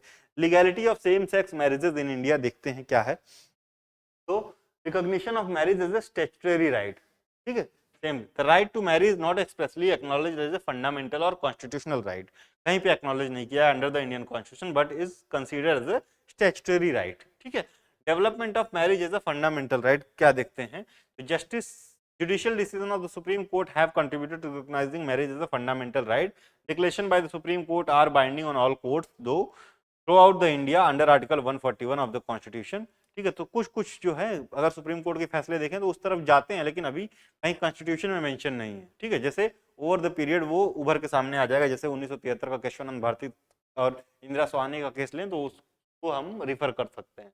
अर्लियर सुप्रीम कोर्ट का जो व्यू था ऑन सेम सेक्स मैरिज देखते हैं, तो marriage as a fundamental right, Shafin Jahan versus Ashok Kumar and others 2018। तो इसमें क्या है? Referring to article 16 of the universal declaration of human rights. ठीक है, सुप्रीम कोर्ट ने असर्ट किया that the right to marry a person of one's choice is integral to article 21 of the Indian constitution. Right to marry to a person of one's own choice is integral to article 21 of the constitution. ठीक है, article 16 clause 2 prohibit discrimination based on various ground including sex. ठीक है, तो कहीं ना कहीं fundamental right को support करता है। तो फंडामेंटल राइट अगर इस कॉन्सेप्ट को थोड़ा सा और वो डीप बिगिंग करें तो वो फंडामेंटल राइट की ही तरह एक्ट करेंगे ये चीजें। The right to marry is इंस्ट्रिक्ट to the constitutional liberty allowing individuals to make decisions central to their pursuit of happiness. ठीक है, तो कहीं ना कहीं राइट टू मैरी क्या है? 16(2) जो है आपका 16 clause 2 prohibit discrimination based on the various ground including sex. Article 20 क्या है? Right to religion. ठीक है, तो ये सारी चीजें LGBTQ communities constitutional rights, Navtej Singh Johar and others versus union of India 2018 का जो वो था, जिसमें सुप्रीम कोर्ट ने अफर्म किया था that the LGBTQ community is entitled to full range of constitutional rights and equal protection under the law. तो इनको ये प्रोटेक्शन तो यहीं से मिला है। अभी सिविल यूनियन वाली बात जो है वो रुकी हुई है। सिविल यूनियन का अगर राइट्स मिल जाता है जो आपके सीजीआई ने और जस्टिस कॉल ने बोला है, तो वो एक बड़ी विन होगी। ठीक है। स्पेशल मैरिज एक्ट 1954, ठीक है, देखते हैं क्या है। Marriage registration in India. तो marriages in India can be registered under personal law like Hindu marriage act 1955। ठीक है। तो ये जो सबसे ज्यादा सेकुलर एक्ट है, जो एसएमए है, ये one of the secular act है मैरिजेस को लेके। हिंदू मैरिज जो लॉ है ये हिंदूज के लिए है। Muslim personal law application act 1937 Muslims के लिए है। वेयर एसएमए 1954 इज सेम जो है का जो प्रोविजंस है इज सिमिलर टू ऑल। ठीक है। प्रोविजन जो इसके अप्लाई होंगे सबके सबके ऊपर सेम। तो एसएमएस को फॉलो करने की बात भी कही गई थी। ठीक है। Protection of rights by judiciary. Judiciary ensures that the protection of the rights of the both husband and wife in marriage regardless of the applicable law। ठीक है। एप्लीकेबल लॉ वो हिंदू मैरिज एक्ट के तहत आते हों या मुस्लिम पर्सनल लॉ के आते हों, एसएमए के तहत उनको इक्वल प्रोटेक्शन दी जाएगी। प्रोविजंस ऑफ एसएमए 1954 क्या है? तो स्पेशल एसएमए 1954 फैसिलिटेट क्या करता है? Civil marriage for all Indians including those abroad irrespective of their religious belief. Marriage under this law are not govern by personal laws but by the special marriage act. तो इसको कहीं ना कहीं secular बना देता है। ठीक है। तो ये ध्यान देंगे। की फीचर्स क्या है, क्या करता है ये? Allows individuals from different religious background to marry, defines the procedure for solemnisation and registration when either spouse is not Hindu, Buddhist और जैन और Sikh. As a secular act it liberates individual from traditional marriage requirements. ठीक है। तो ये provisions हैं, ये benefits हैं, ये की फंक्शंस हैं, ये फीचर्स हैं किसके? एसएमए 1954 के। ठीक है। Arguments in support of same sex marriage क्या क्या है? तो equal rights and legal protection मिलेगा। सबसे पहली बात तो every individual regardless of his sexual orientation possess the fundamental right to marry and establish a family. हर के पास है। Advocate argue for equal legal rights and protection for same sex couple mirroring those granted to opposite sex couples। ठीक है। non recognition of same sex marriage is seen as a discriminatory impacting the dignity of LGBTQIA plus couples की। ठीक है। कहीं ना कहीं उनको जो उनके जो राइट्स हैं, उनका जो फ्रीडम है, उनका जो चॉइसेस हैं उसको इरोड करेंगे। ठीक है। और क्या है? Strengthening families and communities. Communities को भी स्ट्रेंथन करेगा, फैमिलीज को भी स्ट्रेंथन। तो सपोर्ट में पॉइंट्स आपको याद होने चाहिए। ठीक है। ये ध्यान दीजिएगा। Strengthening families and communities how? तो marriage extend social and economic benefits contributing to well being of the same sex couples and their families. कहीं की वो खुश रहेंगे तो परिवार भी खुश रहेगा, सोसाइटी भी खुश रहेगी, तनावपूर्ण माहौल नहीं रहेगा। Recognition of same sex unions is seen as a positive force in strengthening families and communities. ठीक है। और क्या है? Civil union as a fundamental right. Chief justice of India acknowledge cohabitation. ठीक है। As a fundamental rights. Cohabitation means nothing but a civil union. ठीक है। यहाँ पे कोहैबिटेशन न लिख के सिविल यूनियन लिखा होता तो ज्यादा बेहतर होता। तो चीफ जस्टिस ऑफ इंडिया ने chief justice and justice Kaul, याद रखिएगा, जस्टिस कॉल, इन्होंने क्या रिकॉग्नाइज किया? सिविल यूनियन को as a fundamental right, emphasising the government's responsibility to legally recognise the societal impact of the such relationship. की सोसाइटी कहीं कहीं लोगों को ज्यादा प्रताड़ित ना करे। वो सारे मुद्दों पे आप एक बार विचार करें कि क्या कंसर्न्स हो सकते हैं, क्या चीजें, क्योंकि इंडिया इज नॉट रेडी है ना। कई बार कई जगह पे ये भी कमेंट मिलने को मिलता है क्योंकि हमने प्रोवाइड कर दिया, सारी चीजें हो गई, लेकिन कहीं ना कहीं अगर वो सोसाइटल हार्डशिप के कहीं शिकार बन गए या कुछ हो गया तो उनको कौन देखेगा? लेकिन ये काम तो गवर्नमेंट का ही है ना। अगर कुछ लॉ आपने पास किया तो उसका इम्प्लीमेंट करने का, उसका वो करने का जिम्मेदारी भी आप ही के पास। और चीजें एक दिन में चेंज नहीं होती, धीरे धीरे चेंज होती। ठीक है। धीरे धीरे चेंज होती है, तो उस चीज को भी एड्रेस करने की जरूरत है। ठीक, लाओगे ही नहीं तो होगा कैसे? फ्लूइडिटी ऑफ बायोलॉजिकल जेंडर्स क्या है? The supreme court of India asserted that biological gender is not absolute. ठीक है। Recognising the complexity of gender beyond anatomical features. तो जो हमारी एनाटॉमी है ना, इसके अलावा भी चीजें हैं। ठीक है। सुप्रीम कोर्ट ने क्या बोला? Assert that biological gender is not absolute. ठीक है। कि if you are male it is not necessary कि आप मेल की तरह ही बिहेव करो। You are female it is not necessary कि आप फीमेल की ही तरह बिहेव करो। ये आपके एनाटॉमी का फीचर से ऊपर कई बार चीजें चली जाती हैं, ठीक है। Rejecting rigid definition the court acknowledges the nuanced nature of gender identity, ठीक है। तो आप देखते हो कि कई एक आध मूवी आई है थी कि किसी दिन वो जो है लड़की रहता है, किसी दिन लड़का रहता है, कोई लड़की होती है तो वो उसके ओरिएंटेशंस कुछ मेल्स की तरह होते हैं, कुछ मेल्स होते हैं उनके ओरिएंटेशंस फीमेल्स की तरह होती हैं। तो ये जो है सुप्रीम कोर्ट ने इस चीज को आइडेंटिफाई किया है और बोला biological gender is not absolute, recognising the complexity of gender beyond anatomical feature. हमारे एनाटॉमिकल फीचर से बाहर है ये चीजें, ठीक है, कहीं कहीं जगहों पे, तो उसको भी रिकॉग्नाइज करने की आवश्यकता है और ये साइंटिफिकली प्रूवन है, ठीक है। तो no one can comment on these things, तो आपको लिखने में कोई दिक्कत नहीं है, you can write easily these things ना। तो चलिए आगे बढ़ते हैं, ग्लोबल एक्सेप्टेंस की बात करते हैं। Same sex marriages is legal in numerous countries world wide, ठीक है, बहुत सी ढेर सारी कंट्रीज में लीगलाइज्ड है, aligning with the global principle of equality in individual rights. Advocacy emphasizes that denying this right contradicts the democratic values upheld by various nations.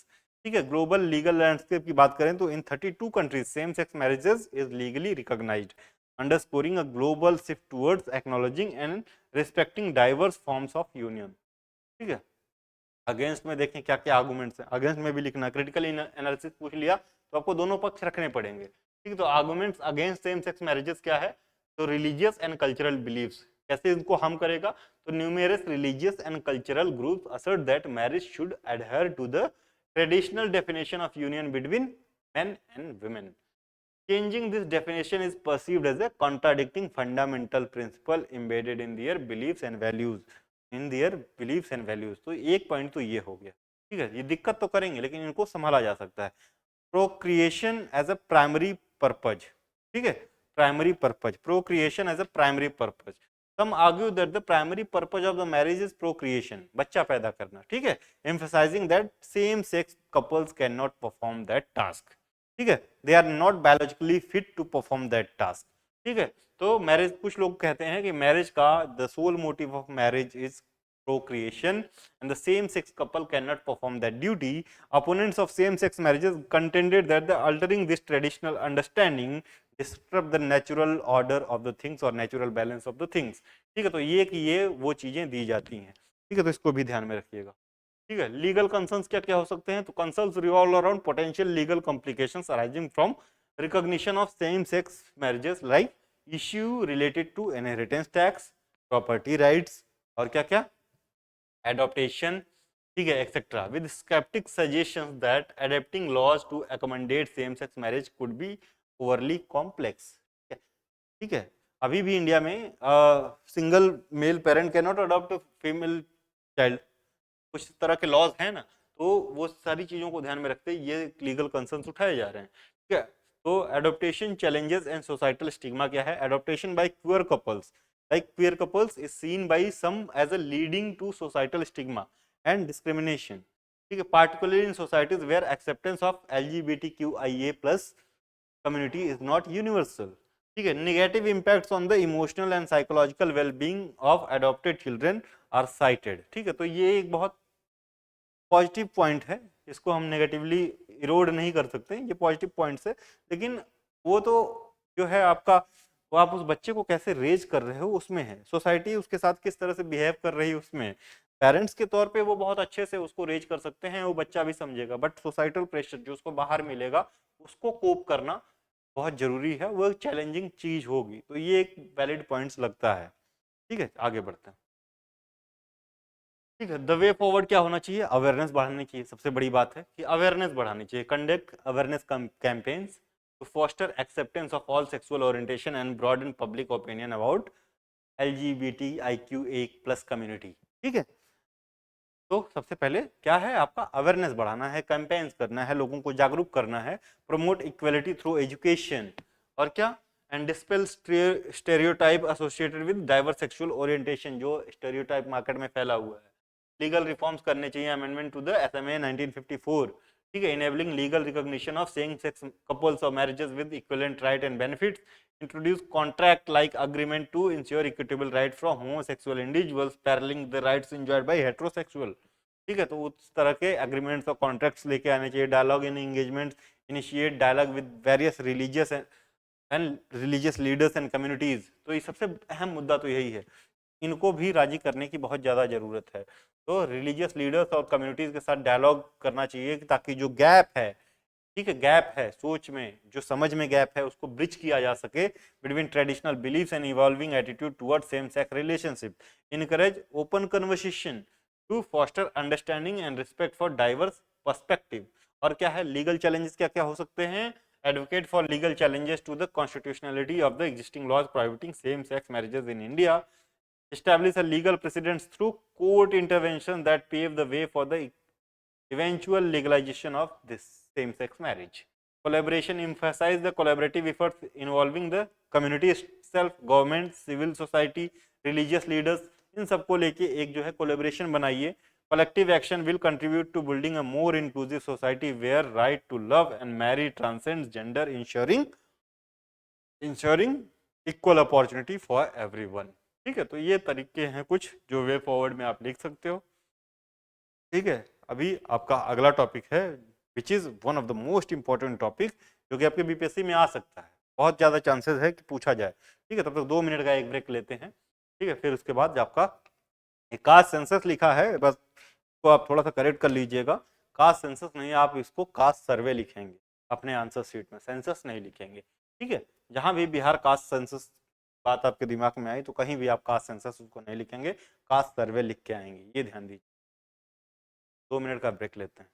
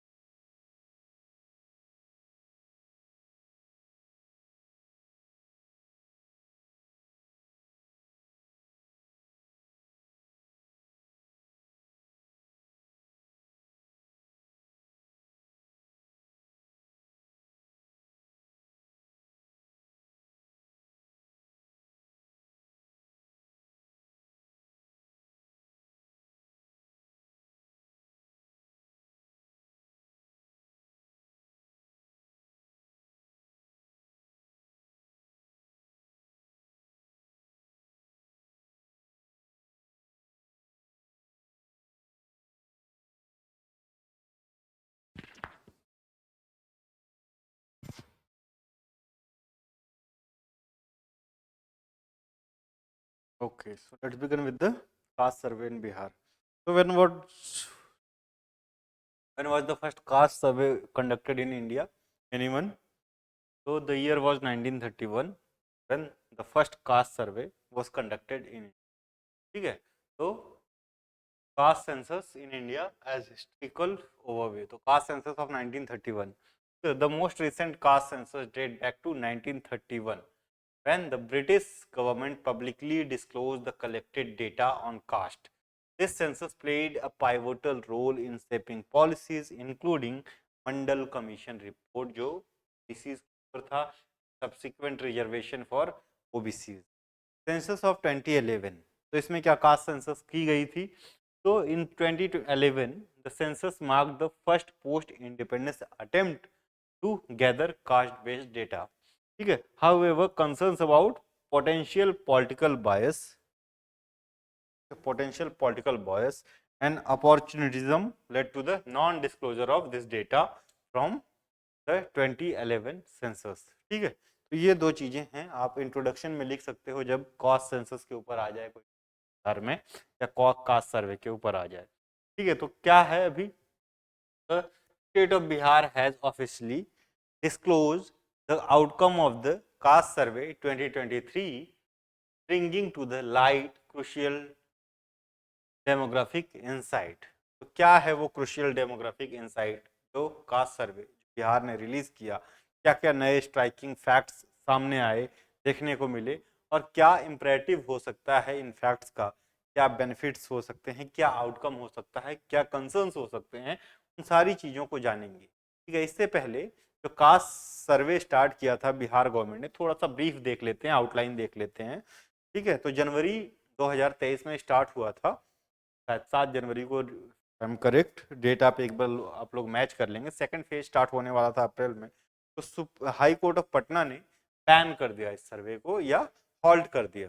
Patna high court halted the survey citing that कि conducting of census, ठीक है, is authority of conducting a census is vested with central government under Census Act of 1948. ठीक है, उसी चीज को supreme court ने भी वैलिडेट किया, एक दो बार इन्होंने पिटीशन डाली, फिर भी वो नहीं हुआ. फिर शायद वो चीज को हुआ कि इसको सर्वे के अंदर काउंट, इन्होंने बार बार पिटीशन डाली कि इसको सर्वे के अंदर काउंट किया जाए, शायद इसको फिर सर्वे के अंदर काउंट किया गया. तो डिफरेंस बिटवीन कास्ट एंड सर्वे क्या है वो आप लोग खुद से पढ़ें. ठीक है, कि what is the key difference between caste and सर्वे. तो स्टेट जो है वो सिर्फ सर्वे करवा सकता है, सॉरी कास्ट एंड सर्वे करें, census and survey. State is authorised to conduct survey not census, ये याद रखिए. ठीक है, तो आप जब भी जो बिहार कास्ट सेंसस नहीं लिखेंगे, बिहार कास्ट सर्वे लिखेंगे जब भी आप जो है इस चीज को एड्रेस करेंगे, ये चीज ध्यान में रखें. तो डोमिनेंस प्रेजेंस पहली बात तो कहते हैं, तो survey discloses that the combined population of other backward caste and extremely backward caste in Bihar. ये बिहार का डेटा है, तो बिहार को ही समझिएगा. तो कंबाइंड जो पॉपुलेशन है ओबीसीज की और ईबीसीज की, एक्सट्रीमली बैकवर्ड कास्ट और other backward cast, stand at substantial 63% of the total population of state. EBC यानी एक्सट्रीमली बैकवर्ड कास्ट और ओबीसी की कंप्लीट पॉपुलेशन जो बिहार में है वो कितना है total? 63% of the total population of Bihar. ठीक है, ये एक नया स्ट्राइकिंग डेटा सामने आता है. इससे ब्रॉडर इम्प्लीकेशन क्या हो सकते हैं? तो these finding hold significance not only in shaping state and national elections but also play a pivotal role in the determining beneficiaries for various welfare schemes. ठीक है, तो ये इंपॉर्टेंट है इसका. ठीक है, तो ये भी आपका एक आप वो हो सकता है, क्या इंट्रोडक्शन लाइन हो सकता है. क्या है telling numbers how major groups stack in Bihar. OBC में सबसे ज्यादा कौन है? यादव्स हैं, फिर कुशवाहा हैं, देन कुर्मी हैं, देन बनिया. एससीज में चमार या मोची जिनको कहते हैं. ठीक है, ये सारा है. तो ये आप ये फिगर नहीं भी लिखेंगे तो ज़्यादा वो कुछ इम्पैक्ट नहीं होगा. ठीक है, इसमें ईबीसी का एक बार आप लोग देख लेंगे, फिगर एक बार याद रखेंगे, दो चार पॉइंट डाल देंगे तो that will be beneficial. I think religion wise figure आपको याद होना चाहिए. हो सकता है कि आपको यहाँ पे ना फायदा करे, लेकिन आपको प्रीलिम्स में फायदा दे दे जाए जब अगला प्रीलिम्स या कोई अदर स्टेट का प्रीलिम्स लगभग वही डेटा आसपास रहता है, तो वो आपको कंपैरिजन में आसानी होगी. ठीक है, तो फिर भी अगर इसको कोड भी कर देंगे तो that won't be A shameful act. Thank you. ठीक है, आगे बढ़ते हैं, चलिए बढ़ते हैं, सॉरी। तो क्या है डिफरेंट कास्ट और परसेंटेज पॉपुलेशन। तो एक्सट्रीमली बैकवर्ड ईबीसी कितने हैं, 36% है। ठीक है, ओबीसी कितने हैं, 27.12% है। कंबाइंड कितने हैं, अराउंड 63% है। ठीक है, ये ध्यान दीजिए। शेड्यूल कास्ट 19.6% है। शेड्यूल ट्राइब 1.68% है। झारखंड के अलग होने से पहले ये बहुत ज्यादा था परसेंटेज, ये काफी कम हो गया। ठीक है, बुद्धिस्ट, क्रिश्चियन, सिख और जैन कंबाइंड जो है वो 1% के आसपास है। ठीक है, तो ये ध्यान दीजिएगा, ये डेटा आपको पता होना चाहिए जब आप लिखेंगे। ये है जो आपका नया कास्ट सेंसस का डेटा रिलीज हुआ है बिहार में, कास्ट सर्वे का, वो कंबाइंड ये डेटा है, स्ट्राइकिंग। ठीक है, तो आप देख लीजिए ओबीसी जो है 63% ऑफ द पॉपुलेशन स्टेट का कवर करते हैं। ठीक है, आगे बढ़ते हैं। मेथोलॉजी क्या हुई, तो 2 फेज सर्वे हुआ है। तो पहले फेज में क्या है, हेड काउंट जो है data, house count across Bihar conduct करवाएगा। तो पहले फेज में involve comprehensive house count across Bihar, enumerators utilize set of 17 questions, 17 questions थे जो आपके इन्यूमरेटर्स पूछ रहे थे फैमिलीज से बिहार में, to gather essential information from the respondents, या जो बिहार के निवासी थे उनसे। ठीक है, ये ध्यान दीजिएगा, 17 क्वेश्चन थे। और क्या, हाउस होल्ड काउंट पे ये क्वेश्चन थे। सेकंड फेज में, ठीक है, detail data on individual residing in the house hold was collected. Information encompasses क्या, कास्ट कौन सी है, सब कास्ट क्या है, सोशियो इकोनॉमिक कंडीशन कैसी है, कितना कमाते हो, क्या कमाते हो, प्रोवाइडिंग दैट आधार नंबर। ठीक है, नोट क्या है, नोट स्पेशल, तो आधार नंबर जो है मैंडेटरी नहीं था, ये ध्यान दीजिएगा। Providing that Aadhaar number, caste certificate number and ration card number for the head of the family was optional. तो ये ऑप्शनल था, मैंडेटरी नहीं था। ठीक है, तो ये ध्यान दीजिए, सुप्रीम कोर्ट की गाइडलाइन के हिसाब से ही गए भाई साहब लोग। ठीक है, की इम्प्लीकेशंस क्या रहा और सिग्निफिकेंस क्या रहा। तो expanding OBC Kota could intensify the demand for, ये इम्प्लीकेशन है। ठीक है, it could intensify the demand for expansion of OBC quota beyond 27% जो अभी लिमिट है, and advocating for sub quota for EBCs as well. ठीक है, the awaited recommendation of Justice Rohini Commission on OBC sub categorization could gain prominence due to this result. तो ये जो है prominence और सिग्निफिकेंस दोनों को मान के चलिए, मतलब जो इम्प्लीकेशन और सिग्निफिकेंस दोनों में काउंट करिए। Revitalising revisiting the reservation selling.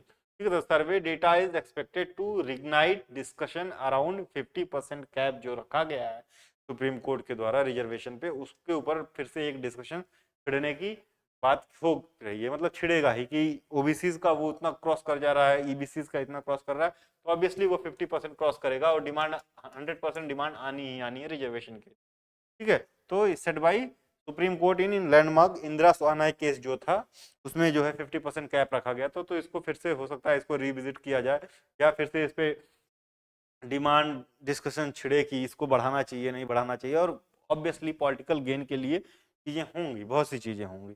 Potential call for adjusting reservation quotas in proportion to the OBC population में इमर्ज। ठीक है, तो ये चीजें डिमांड इमर्ज होंगी। कॉन्स्टिट्यूशनल कंप्लायंस क्या है, the caste survey aligns with the constitutional obligation outline in directive principle of state policies. It is significant step toward achieving socio-economic objective envisioned by framers of the constitution. तो ये importance बता रहा है, कुछ नहीं। Sarvodaya realisation होगा, leveraging the caste census data, targeted measures can be crafted to address pervasive inequality, promoting equality, fostering social justice in Bihar over the long term. Bihar और countries की भी बात कर सकते हैं। ठीक है, तो ये बहुत बेसिक से पॉइंट है, इनको आप लिख सकते हैं। ठीक है, चलिए चैलेंजेस क्या क्या हैं। इमोटिव एंड पॉलिटिकल रिपरकशंस क्या क्या हो सकते हैं, इमोटिव एंड पॉलिटिकल रिपरकशंस। तो the inclusion of caste in a census bear emotional and political implications. कैसे, raising concerns about potential solidification and reinforcement of caste identities को फिर से यूज करेंगे पॉलिटिकल गेन के लिए। ठीक है, political and social sentiments sensitivities surrounding caste data have resulted in partial or delayed release of information from previous exercise like SEC data, socio economic caste census जो 2011 का था जिसको रोक दिया। ठीक है, तो इसको जो है चैलेंजेस को ये बढ़ा सकता है। Context specific nature of caste, caste distinct from class represent deeply ingrained discrimination that often transcend economic status. ये चीजों को कम्प्लीहेंड कर सकता है। Illustrative individuals with Dalit surname face challenges in job interviews, housing, वो किराए पे कमरे नहीं मिलते, highlighting the multifaceted impact of caste beyond economic consideration. Caste सिर्फ इकोनॉमिक बैरियर्स ही नहीं लगाता, ठीक है, कास्ट जो डिस्पैरिटी है सिर्फ इकोनॉमिक बैरियर नहीं लगाता, सोशल, इकोनॉमिक, पॉलिटिकल, हर तरह के बैरियर्स यूज होते हैं। तो इन चीजों को इंटेंसिफाई कर सकता है ये चीजें। कास्ट पॉलिटिक्स हो सकती है, इलेक्शन गेन के लिए हो सकता है। तो ये क्या क्या चैलेंजेस है। कॉम्प्लेक्स डायनामिक्स क्या है, caste does not merely serve as the socio economic indicator but it is intertwined with intricate societal dynamics. वही बात कर रहे हैं। Instances of violent reprisal based on intercaste marriages underscore the complex and deeply rooted nature of caste based discrimination could assert। ठीक है, ये चीजों का ध्यान रखेंगे, मतलब ये पॉइंट्स याद रखेंगे आप लोग लिखते समय, क्या क्या चैलेंजेस हो सकते हैं। Caste census, the need and the concern, क्या क्या है। सिग्निफिकेंस ऑफ कास्ट सेंसस, तो सोशल इनक्वालिटी को पहले तो एड्रेस करेगा। कैसे एड्रेस करेगा, cast based discrimination persist in India, सबको पता है, and caste census can spotlight disadvantage group for targeted policy making. ठीक है, तो पहला तो ये बेनिफिट है, ठीक है, ये कर सकता है। तो वे फॉरवर्ड में भी लिख सकते हैं, it enables the formulation of policies to address societal inequalities and uplift marginalized communities based on nuanced understanding of caste discrimination. ठीक है, और इंश्योरिंग इक्विटेबल रिसोर्स डिस्ट्रीब्यूशन, कैसे, किस हिसाब से देखेंगे कौन सी कास्ट कितनी मार्जिनलाइज है, उस हिसाब से। Accurate data on OBCs and other groups is crucial for equitable resource allocation. The caste census provides insight into socio-economic condition, guiding policy makers to formulate inclusive policies accordingly। ठीक है, policy tailor to specific needs of each groups and caste. ठीक है, तो उस हिसाब से चीजें हो सकती हैं। और क्या है, monitoring affirmative action policies, affirmative action policies like reservation, aim for social justice and caste census facilitate the evaluation of their impact. It helps monitor policy implementation and outcomes, informing decisions on continuation and modification of affirmative action measures। comprehensive understanding of Indian society कैसे होगी, क्या है, a caste profoundly influence social, economic and political aspect of Indian society। a caste census या caste survey offers a comprehensive view of societal diversity, किस तरह की society है, illuminating the intricate relationship and dynamics between different caste groups। ठीक है, तो ये ध्यान दीजिएगा। तो डेटा याद है, बाकी सारे पॉइंट्स आपके जेनरिक पॉइंट्स है, आप लोग लिख सकते हो। कॉन्स्टिट्यूशनल मैंडेट है, आर्टिकल 340 जो है इसको रिकमेंड करता है।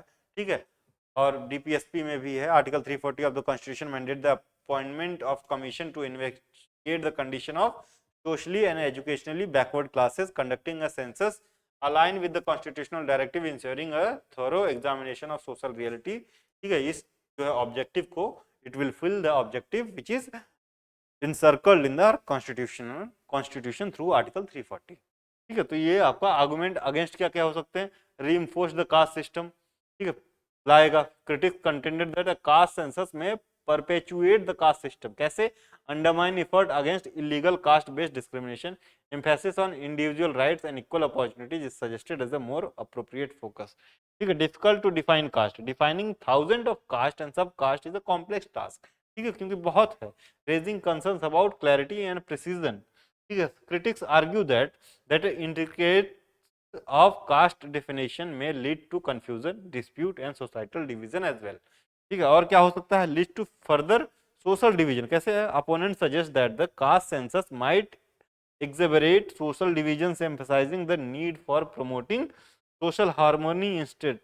ठीक है, emphasizing commonalities over differences is seen as a more beneficial approach for national integration। ठीक है, तो आपकी जो एकता की भावनाएं हैं, जो एक करने वाली जो चीजें हैं, उनको ज्यादा आप ब्रीफ करेंगे कि ऐसी चीजें जो डिफरेंसेस पैदा करें उनको करेंगे, तो वो कहीं ना कहीं डिफरेंसेस लाएंगे सोसाइटी में, कम्युनिटी में। तो आपको जो कॉमनलिटीज हैं बिटवीन वेरियस ग्रुप, उनको प्रमोट करना है, ना कि डिफरेंसेस को। तो ये सारी चीजें हैं, फर्दर सोशल डिवीजन को बढ़ावा दे सकते हैं। और क्या है, governments advantage chance on caste census, क्या है, गवर्नमेंट क्या बोल रही है। ऑफिशियल पोजीशन 2021 में गवर्नमेंट की क्या थी, तो government of India as of 2021 officially declared in Lok Sabha its policy decision against caste wise enumeration in the census excluding SC और एसटीज के लिए, क्योंकि सेक डेटाज में इनका जो है काउंट किया जाता है। ठीक है, तो इनके लिए ये official position government of India की है। Role of socio economic caste census क्या है, 2011 की जो सेक डेटा थी, aim to gather comprehensive socio economic and caste data, challenges in data quality and classification led to withheld release of a raw cost data awaiting implementation of recommendation for an expert group formed for classification, जो बाद में आया काफी, ठीक है। और क्या है, नेविगेटिंग फॉरवर्ड, लोकलाइज स्टडीज थी पहली बात तो, undertake independent studies at the district and state level to gather caste and subcaste data, ठीक है। Emphasise the importance of avoiding weaponisation of data for electoral gains, क्या करना चाहिए, and preventing polarisation, technological integration होना चाहिए, leverage technological like AI and machine learning for efficient data analysis, sub categorisation of OBC, implement sub categorisation of OBC based on the recommendation from the justice Rohini commission, ठीक है। ये सारी चीजें हैं, ये आपका कंक्लूजन हो जाएगा। तो कास्ट जो आपका सेंसस है, आप एक बार उसको जो है थोड़ा रीड कर लें कि क्या है, बहुत ज्यादा डिस्कशन का मुद्दा भी रहा, ठीक है। बाकी ये उतना डिटेल नहीं हो पाया, इसकी लीगैलिटीज क्या है उसको हम ढंग से डिस्कस करेंगे अपने अगली वीडियो में, ठीक है। अभी एक आध टॉपिक और देख सकते हैं, कॉन्स्टिट्यूशनल पोजीशन क्या रही, ठीक है।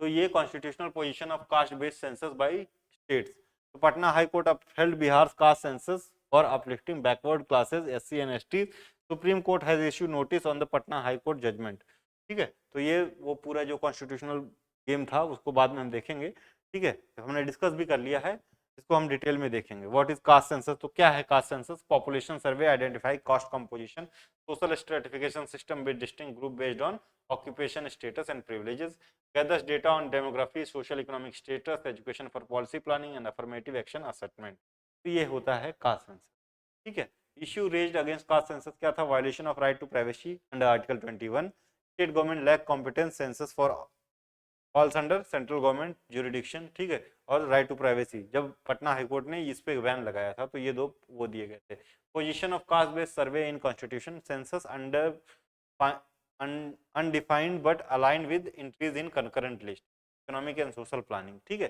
Power of social security, vital study, birth death implied in cast based census, तो ये आपके कॉन्स्टिट्यूशनल प्रोविजंस हैं, जिसको हम 2021 में इनिशिएटिव लिया गया था for country wise caste based census, central government filed affidavit challenging Bihar survey, affirmative action of commitment by SC ST SC OBC, mention of privacy violation by union government, ठीक है। तो जो ये प्राइवेसी वाला जो पॉइंट है ये पटना हाईकोर्ट ने दिया था, यूनियन गवर्नमेंट ने ऐसा कोई पॉइंट मेंशन नहीं किया, अदर पॉइंट्स को उन्होंने मेंशन किया, ठीक है। कंक्लूजन में ये है आपका, ठीक।